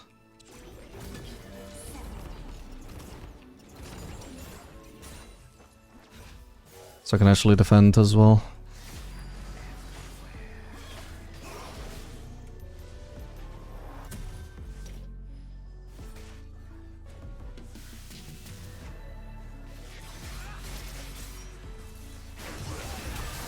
Oh my god. Did decent damage. Hello. Damn. Fuck. That sucks. My entire team just walked away at that exact moment, man. I don't think that was a good play for TF to go for, was it? Dude, my team are right there. Right there. Like, what? The exact moment that he decides to go for this play, they are just barely off screen. Fuck me. And there's nothing- nobody's pushing mid either. It's... oh, so tragic. Okay, Azrael did end up appearing, but still. If we lose like one Nexus... inhib turret in exchange for winning a fight, that's probably a good trade. We need kills. Oh, man. Oh, she really butchered that. Stan is 4 levels up on me. I need to sit back and defend. God, I wish I'd collect her already though.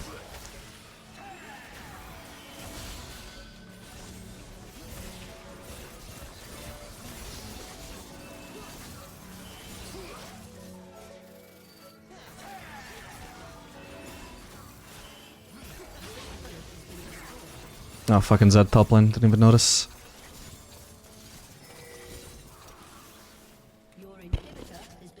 I need to defend mid, they're gonna try and triple inhib now.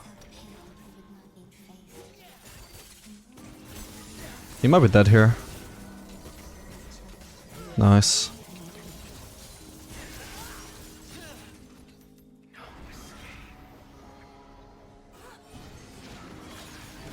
I just wanted to base and spend my gold.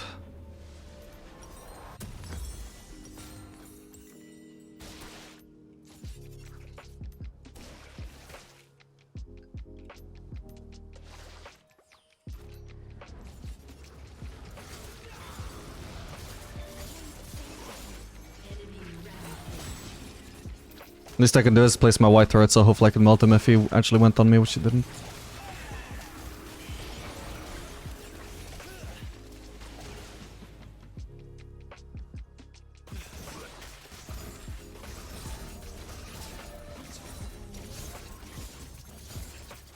Might as well keep my white turret up if I can. Oh, it just expired anyway, never mind. They're about to get Cloud Soul, there's not much we can do about it.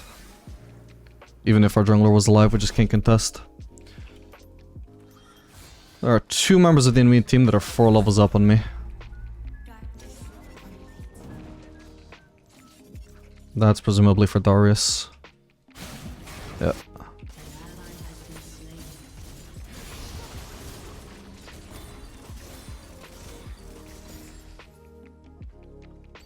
I think my item this game should be Shield Bow. I got a lot of burst.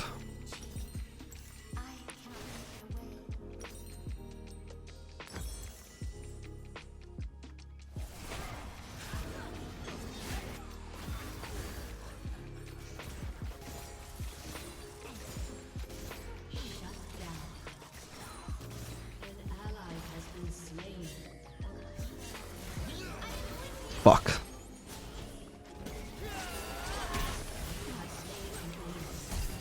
Oh. You just used also sprinting away at the speed of light, holy shit. Ooh. This could be good. Nearly got another root. Fuck! No, that's so fucking sad, my minion block. I think I should have been able to skip the Dan ult range. Oh my god, that's so sad. That's so insanely sad. Did I actually get minion blocked there into the Dan ult? Your turret has been destroyed. I just barely couldn't root her. Like, you see my root cooldown, right? I just barely couldn't prevent her jumping in on us. Chain CC. Then I tried to... Tried to walk away from the Dan ult range, but I'm not sure it, I'm not sure the minion block actually mattered.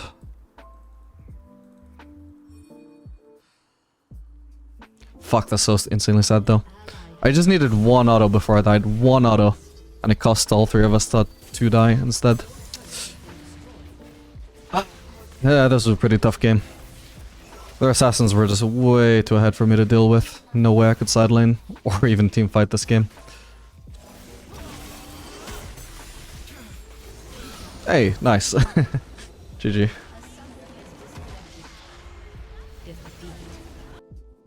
Alright gamers, this game we are going to be playing Aphelios Janna into Kai'Sa Thresh. Should be a decent matchup for me. I'm going to be running PTA because it varies to bully Kai'Sa, who's relatively low ranged in lane. Doesn't matter that I don't have an engaged support. Should get some good use out of that anyway. Gotta watch out for the fact that she's running heal. Overall it's worse than barrier right now, but it does mean she can... Whoa, what the fuck? Use that for Thresh as well.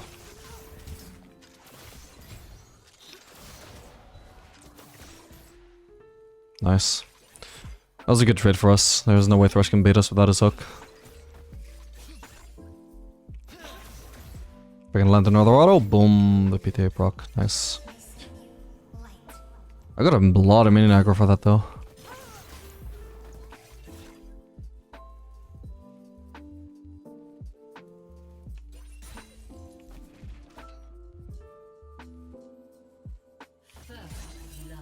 She just recalling or what? There's surely no way Kai'Sa's recalling, surely. We see what here topside by the way. Okay, so he's gonna be topside for a while because he did actually start the red buff.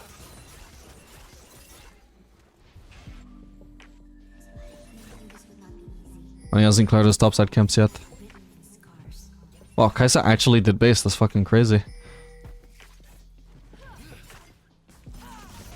She based level 1 with like still having 20% or 30% HP or something.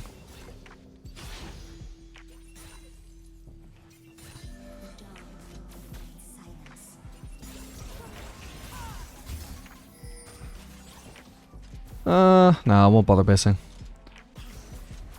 Good base for Cole, but we can also just pick up this plating and we know Udyr is going to be topside for a while, right? So, why not take advantage?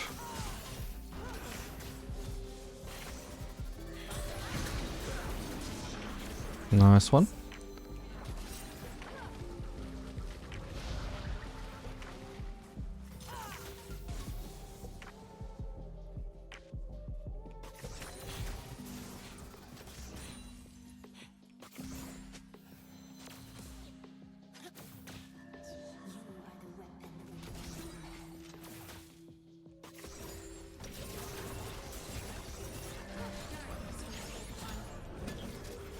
Rush us to block that.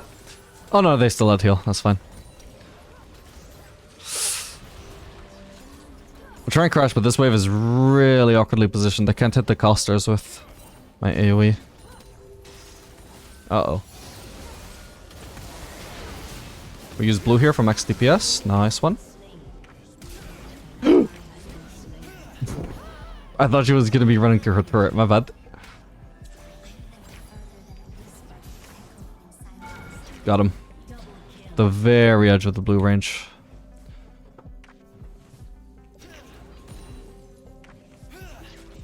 We can actually leave these minions, we don't need to kill them. We'll just keep focus on the plating. It's a shame this minion is aggroed onto Janna. So she's refusing to do what I did earlier, where it's like you stay near the wave and you wait for it to finally drop aggro and it stays near the wave, but it doesn't matter because the next wave is so far away, it's just not really possible to even run that wave state. Now it's guaranteed to push towards us. Super hard, so I'm not gonna miss much CS unless they somehow manage to crash this super fast, but yeah, it's not happening. They don't have great wave clear at this level.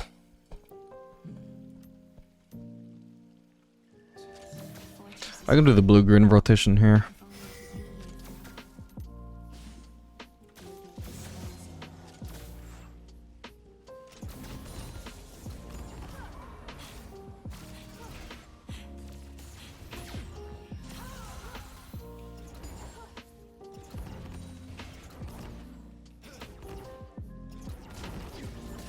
Oh no, you're kidding me. I didn't expect it to walk into the turret. Sucks. If I was Janna right now, go ward, or sure, you can counter the roam as well, but if you're gonna stay in lane, walk through there. The enemy ADC almost always disrespects. If they don't have vision, they don't respect it. The only way they escape that is if they saw it coming. Literally saw it. Yeah, like, why enter the lane like this? Why make your whereabouts known? Okay, to be fair. Seems Thresh was there, so it's fine. Has been slain. An ally has been slain.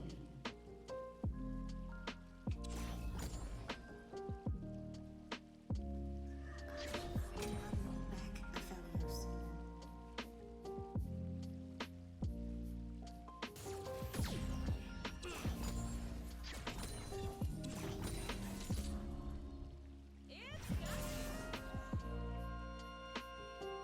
I'll probably want to place a ward immediately now.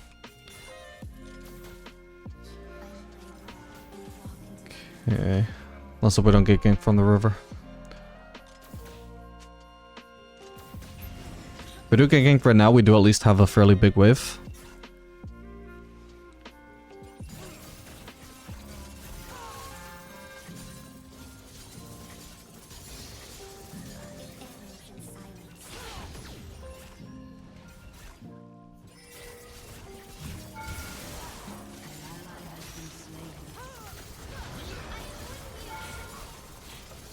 No! Why do I keep doing this, man? Fuck. Should have been a kill. Kept misclicking.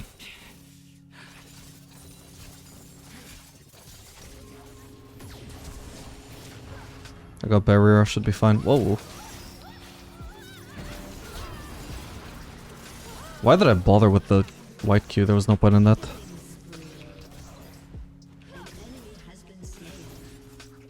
I can't get too close to it.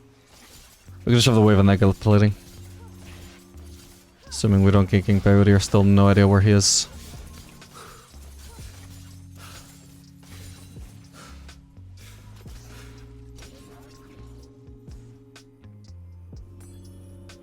Huge. Whoa, what is this? Kaisa CS, holy shit, I was gonna say I'm so huge, so ahead, but... Yeah, no shit, I'm ahead when this Kaisa is so insanely behind.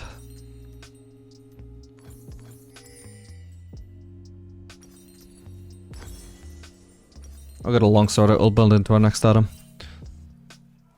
Just want to be at maximum power right now, which is why I go for the Berserkers instead of the Quick Cloak, which is not really a good component until you have Infinity Edge, or at least a shitload of AD. It's a very heavily AD scaling component.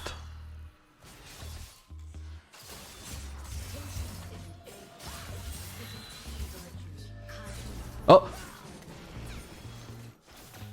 Yeah, I have a bad habit of walking with attack move. Good thing I didn't steal that. The only reason I noticed was I saw my weapon switch in the HUD and I was like, huh? What do you mean my weapon swapped? I didn't do anything. Oh, since I was ganking. It's fine.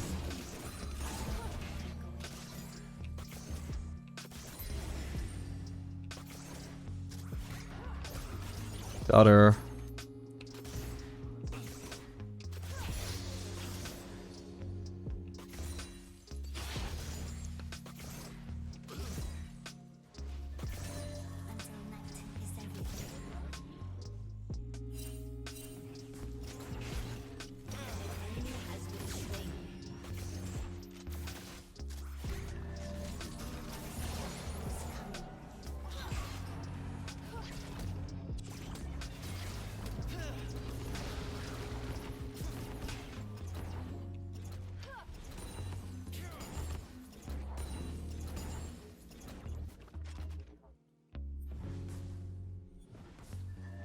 Okay, we can just keep denying waves. Looks like S's base, we can deny at least a full wave here, there's no need to kill the turret early. We're not afraid of the enemies getting first turret. It's pretty much guaranteed that it's gonna go to us. Ooh. That's a potential downside though.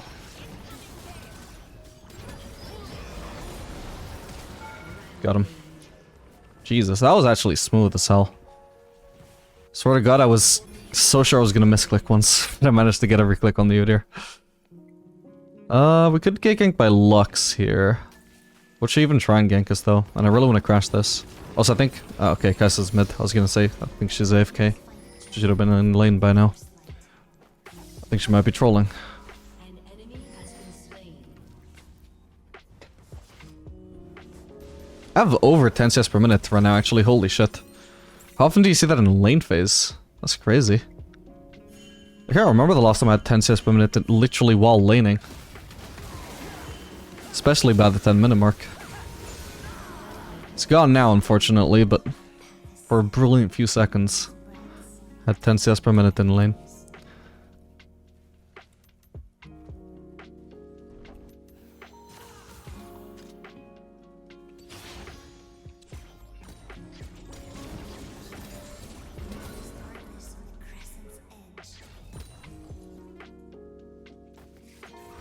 Yeah, I know, split push, but I'd like to just get some platings here instead.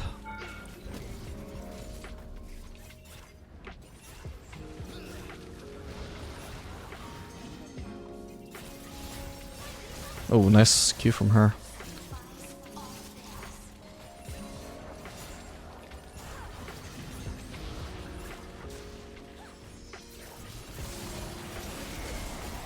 Who's dead?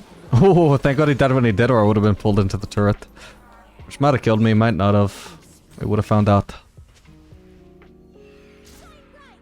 I can try and do a one-shot combo on Lux, but I need my ult up for that. So when I've got like 1 second left cooldown on ult, here we go. Ah, but she backed off at the same moment, that's cheating, man. Ah, that's so sad. Like, why would she back off that exact moment? I bet it was Janna. Janna did something to zone her. Stupid bitch. Ooh, nice flash. Fuck, I missed my Q as well. Okay, not too bad.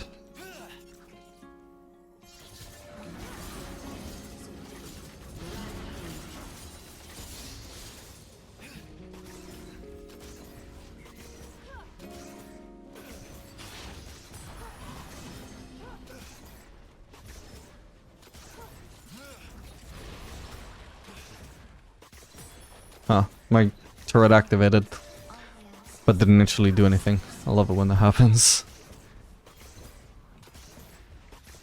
Holy shit, we actually got the turret before the planings fell.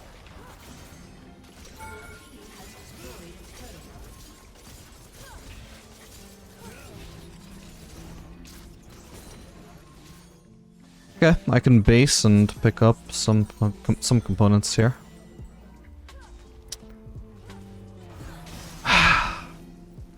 Annoying.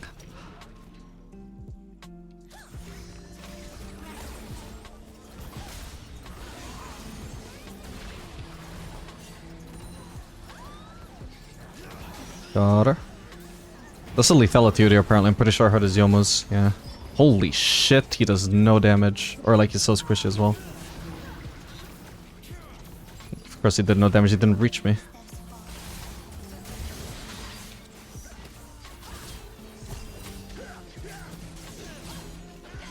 Ooh, that was a close one. I really need the recall now. Yeah, I think we do Lord Dominic's here. Thrush has a lot of armor. Hero's even starting to build some armor, strangely early.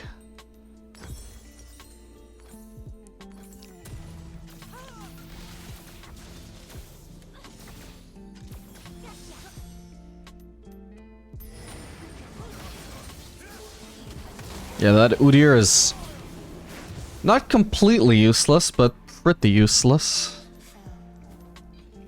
I can go back on the regular cycle right now if I want. I mainly like the blue-green cycle for lane phase. Especially if you're running PTA. I didn't even get to use it in lane phase though, because they were just zoned the entire time. Guess I wouldn't get in range of my blue Q. So I didn't get to show it off.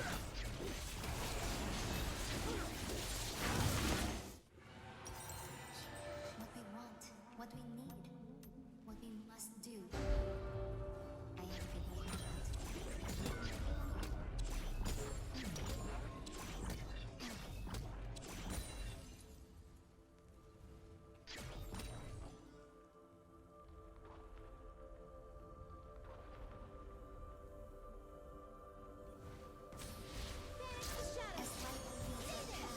Ow.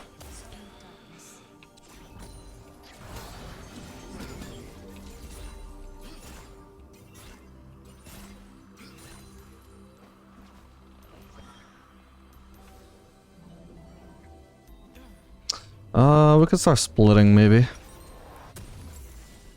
Talon is bot though and Camilla's mid, so at the moment I don't really have a window. What the hell? Triforce rush Talon? Wait, no wonder he didn't kill the Udyr.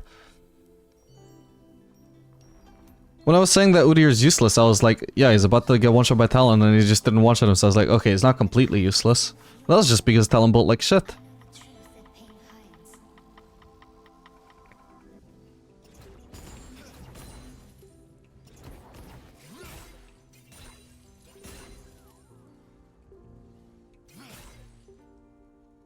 Unstoppable.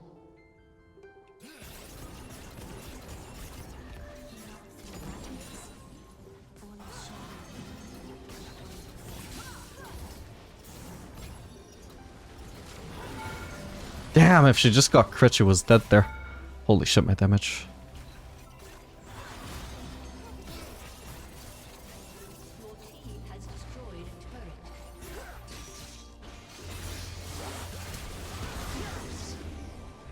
I can ult him, but I don't know if it's even worth it, to be honest.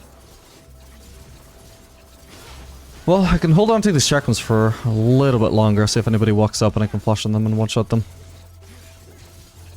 Nah, nobody's coming. Oh, yeah, okay, fair enough. GG.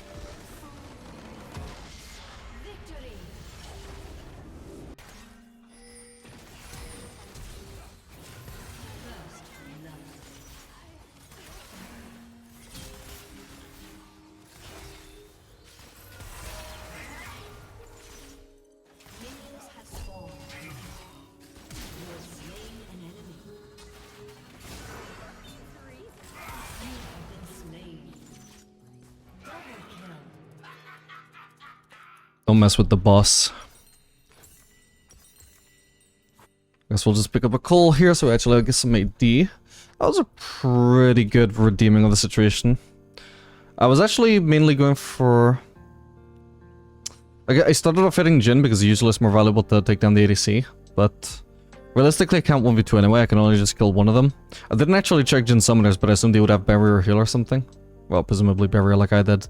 So that was my main logic for focusing Swain, but it was also smarter just because he's squishier, so if I'm gonna kill one of them, it's more likely that I kill Swain.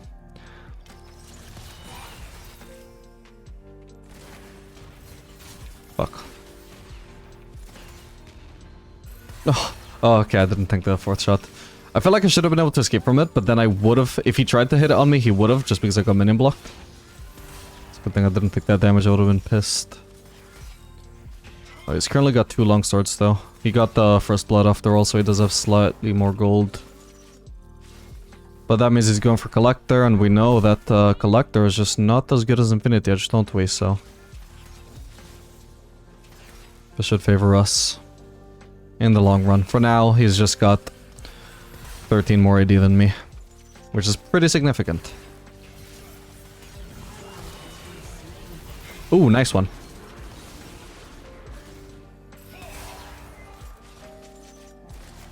Dude, that just this fucking Swain actually just fully blocked me, man.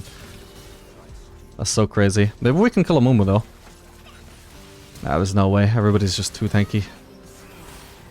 Everybody except Jhin, who got away from me because of the fucking Swain block of all things, man.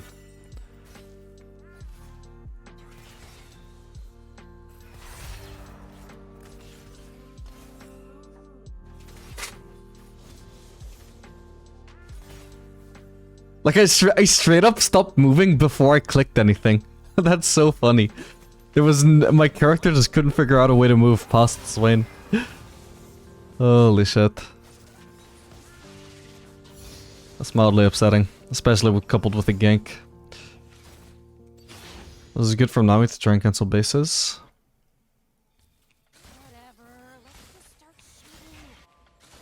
Should be able to hopefully crash this wave.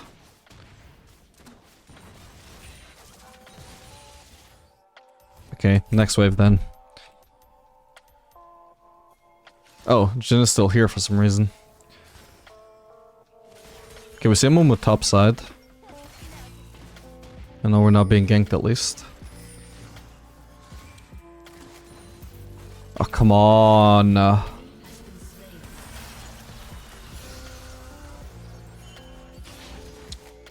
Fuck, I didn't realize I was missing the cannon.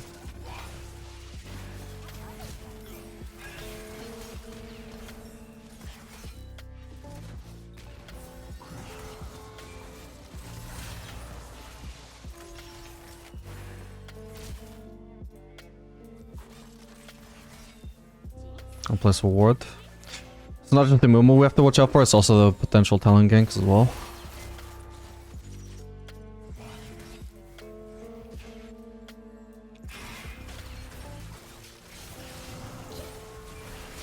Perfect. He overextended way too much there. Can't walk forwards into my trap range, even if he didn't get hit by the traps themselves. Just the amount of distance he had to cover to get past them as well would have also screwed him over. Maybe he could live, but he certainly would be punished for it. To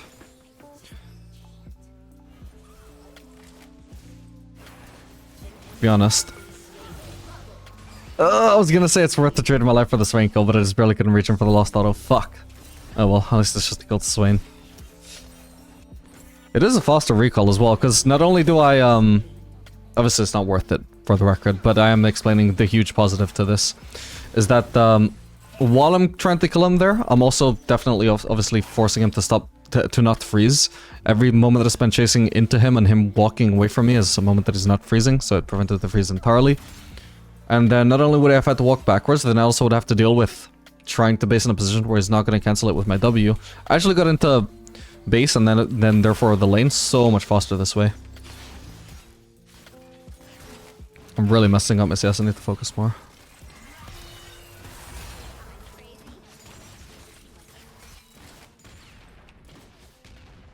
Nice, I managed to hit him with 2 different rocket explosions and he didn't hit me with anything. Ooh, hello. Holy shit, the Momo's level 3, what's been going on?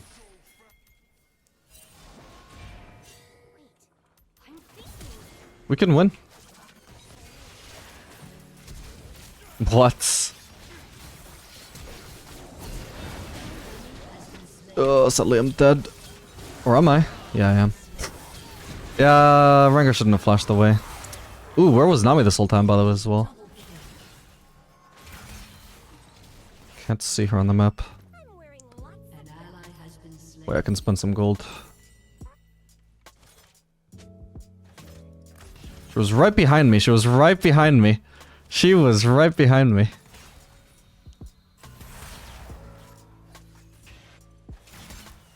She took the wrong pathing there as well. What the hell? Okay.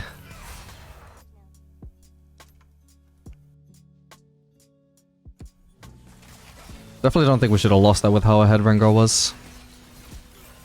Oh, I really hate playing against Swain, man.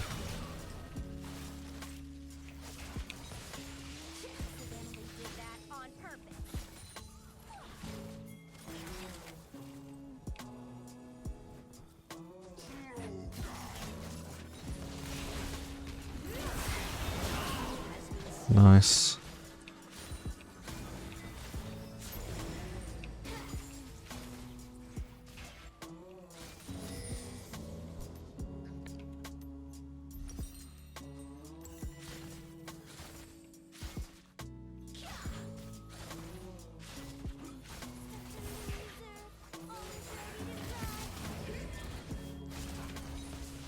Can't really kill off of that. If I was closer to place the traps behind them, maybe.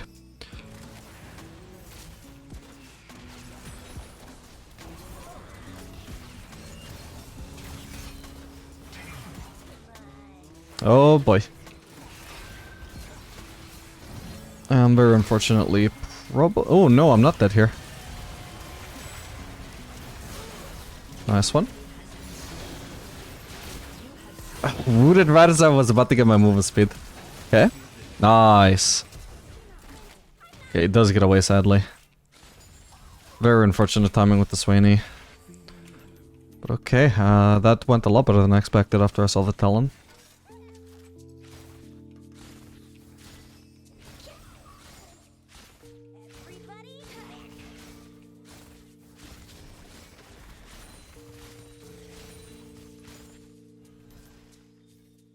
I'm just gonna go ahead and base.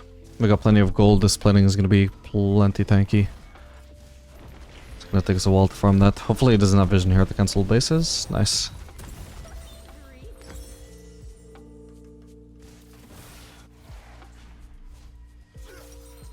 By the way, why is everybody building Swifties all of a sudden? As far as I can tell, they're not buffed at all. It's weird.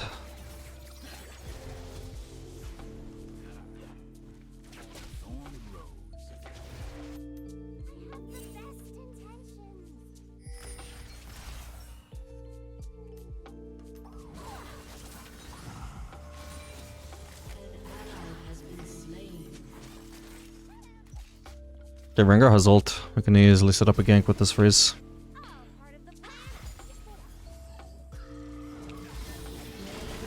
Just behind the Swain.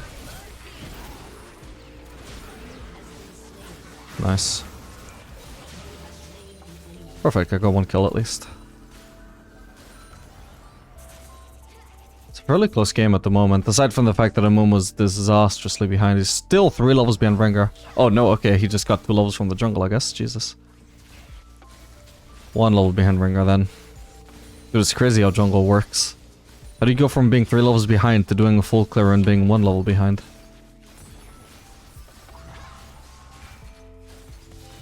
This one final plating should just give me infinite edge. Nice. We'll stick around for that one anyway though. Whoops, I'm not caught in the brush. Oh, this is really gonna bite me in the ass, isn't it? Fuck's sake. This time of all times is now when Swain decides to... Oop. He's got Rylai's. I need to just get out of here. But I can't, I'm literally too slow to even dodge the W. What the fuck, man? Fuck, I tried my best, but Jesus Christ, that's unbelievable.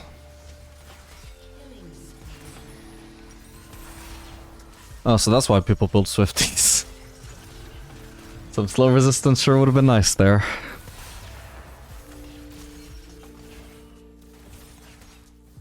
I root him and everything, like, I can't believe how slow I am there. Something else must have hit me. Surely they can't just be this basic Rylai's.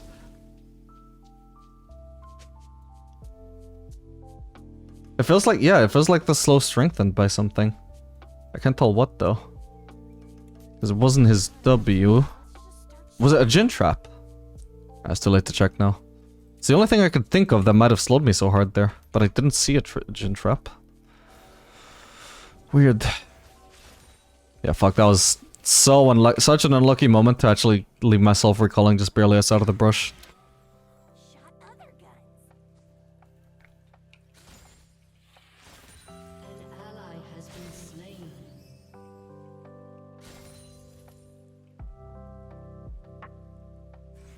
Anyway, gotta be wary of the fact now that apparently Swain can just run us down like that.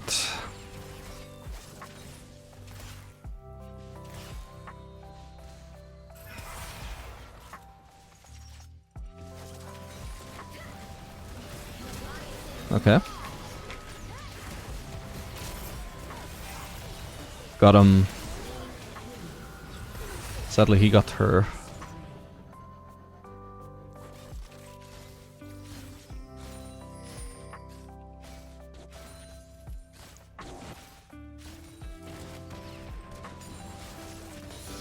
Jesus, my burst.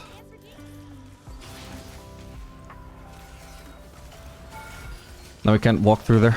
Ooh, that was a really bad Rengar ult, I feel like. Could have just gone on Talon with that. He just used it to steal my kill instead. No! No! Holy shit, that was unlucky. Now imagine if he'd used his ult for that.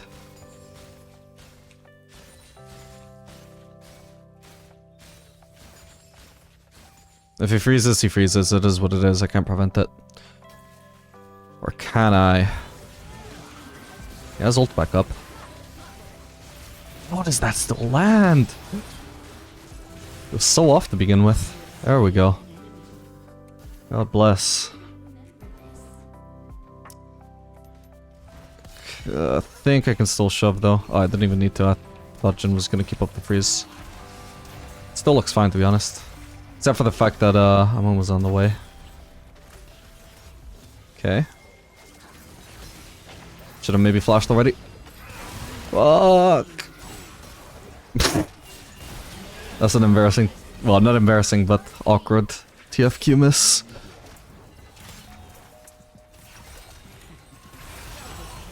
Nice one. Yeah, I can wait a little bit of gold for my Phantom Dancer. I don't know how I'm at 2 items here when, like, lane phase is still going on and I'm not even, like, insanely fat or anything. I mean, I guess it's just because of how action-packed the game has been so far. Like, I may not be, like, stomping, but I do have 7 kills. So does Jin, for that matter. Sorry. For that matter. So I have a lot of items, I guess.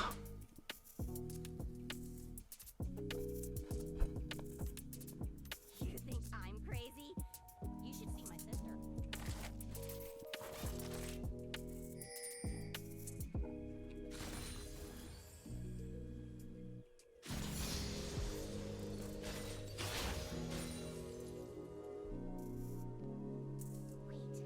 Wait, I'm thinking.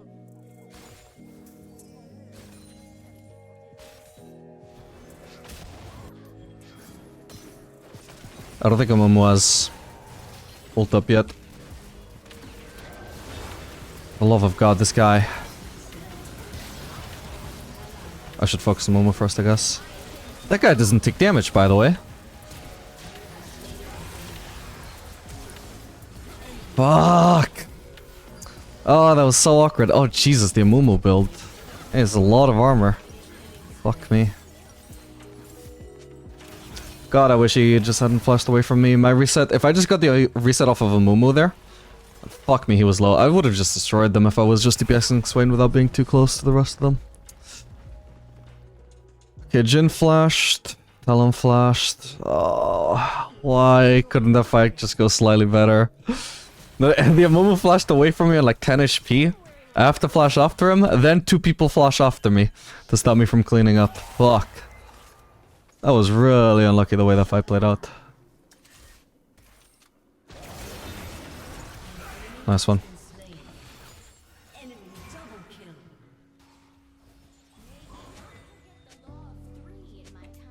Oh, hello, Wave. It's gonna be Camille.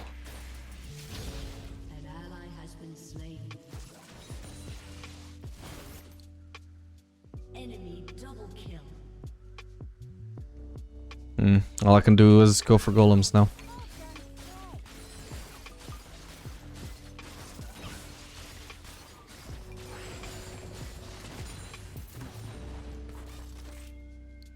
Okay, Trux has already taken this inner turret. There's not much for me to split push now if I want to.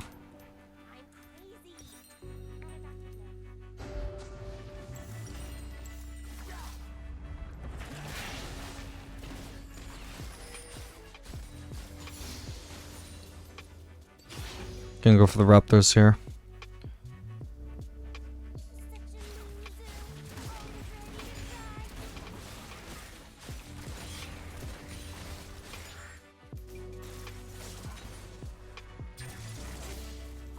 Camilla's a bit behind, but she can still easily kick my ass. I need to be cautious.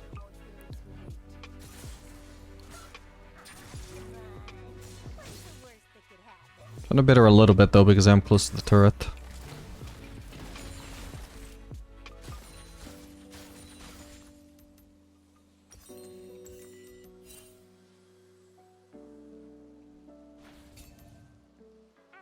Okay, they're collapsing on Aatrox. I got a chance to split mid again. Hopefully this works out better than the last game where I tried this. Okay, everybody's distracted. I can just push this turret. I don't need to join any fight here.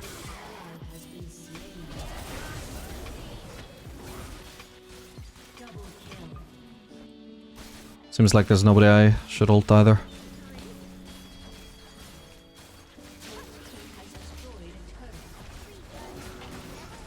That reaches me? Bullshit. Doesn't matter though.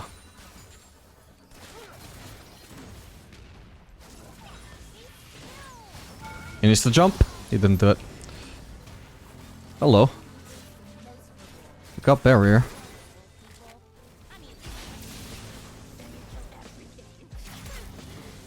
Yeah, we can get out now. Nearly got Lord Doms. Ideally, I need to farm one more wave. Holy shit, that was close.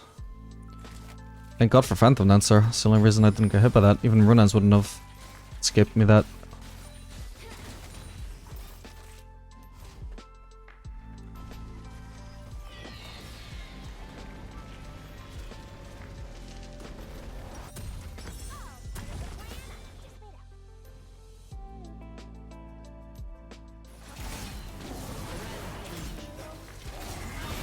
I could just keep on pushing mid.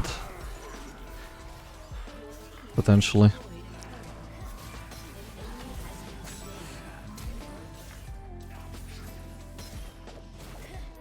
Yeah, I can get the farm, but obviously can push the turret.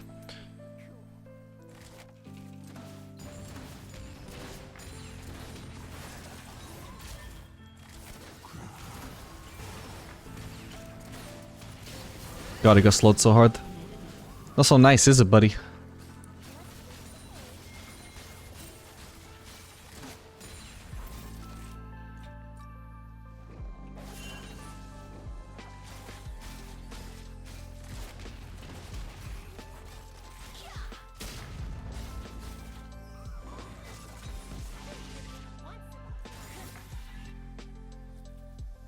That one wasn't even anywhere near. Amumu was bluffing. Oh, Jin was, though. Holy shit, that landed. I could ult him here as well. Boom. That's crazy how low he gets. That's obviously because of the Nami E on me, but Jesus. I'm telling you, Nami is not balanced. Raptors should be safe.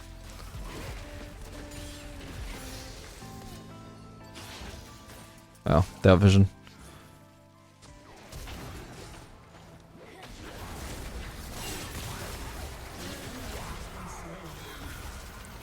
Whoa.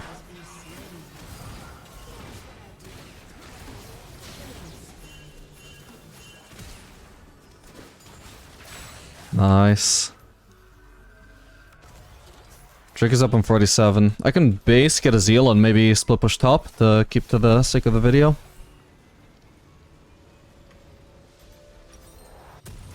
I can potentially 1v1 Camille right now.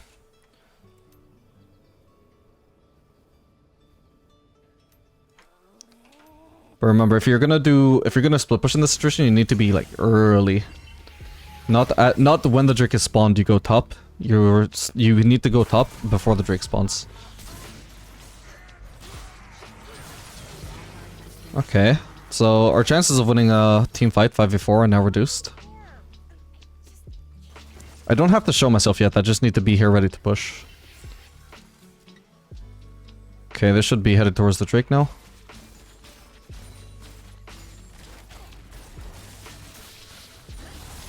Even if Nami wasn't here, that was pathetic. She was half HP. How did she think she could win that, man? So he might not even have had ult. Okay, 2 of them are dead and 3 of them are on the Drake, so we know this is going to be a free inhib. The moment Aatrox died, this straight up turned into the correct call. So it's a good thing I was already headed towards it. Look how disastrous this is for them, even when they pick up the Drake. That is not a good trade at all. We can just escape with this.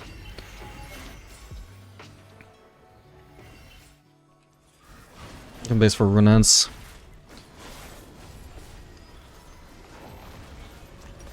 Yeah, see, so if the enemies are like, if the Drake has just spawned and the enemies are like instantly on it, you obviously can't just start heading towards top, because by the time they get the Drake and recall and are able to defend again, you're like not gonna have the lane anywhere near pushed.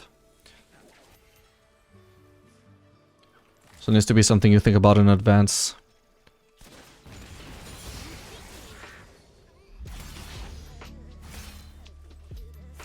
So how could the enemies have prevented that, you might wonder? Well, it helps that I didn't even have to push it from like here all the way to here, right? Which would have given me a lot of gold, but if I had to do that, it would have been ages before I ended up with a turret. So the enemies, they just couldn't accept having a wave pushed all the way to their side of the map while they're about to set up an objective, right? They handed me the wave in a position where I could push an inhib with it.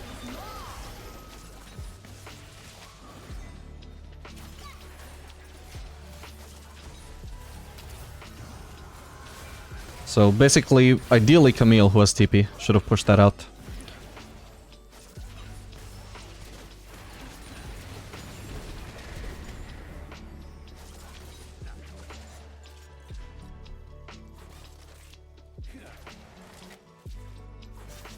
I lose or gain 0.1 attack speed, depending on whether I'm on rockets or minigun without stacks. That's right.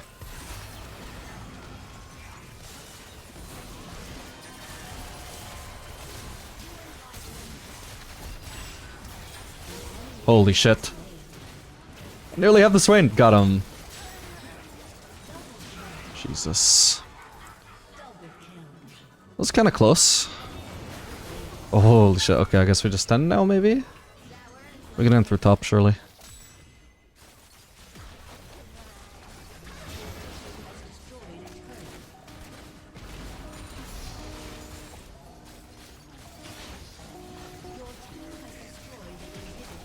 Nice thing about this build is you don't actually overcap on attack speed. That's pretty nice. Not unless you get your passive. Alright. Anyway, I hope you guys saw the value of split pushing and some ideas about when to do it, when not to. There was definitely a lot of games where I tried split pushing that didn't work, and a lot of games where I just didn't even split push at all because it clearly just wasn't needed. So yeah, make sure to like and subscribe if you want to see more educational content like this, and I'll see you guys on the next video.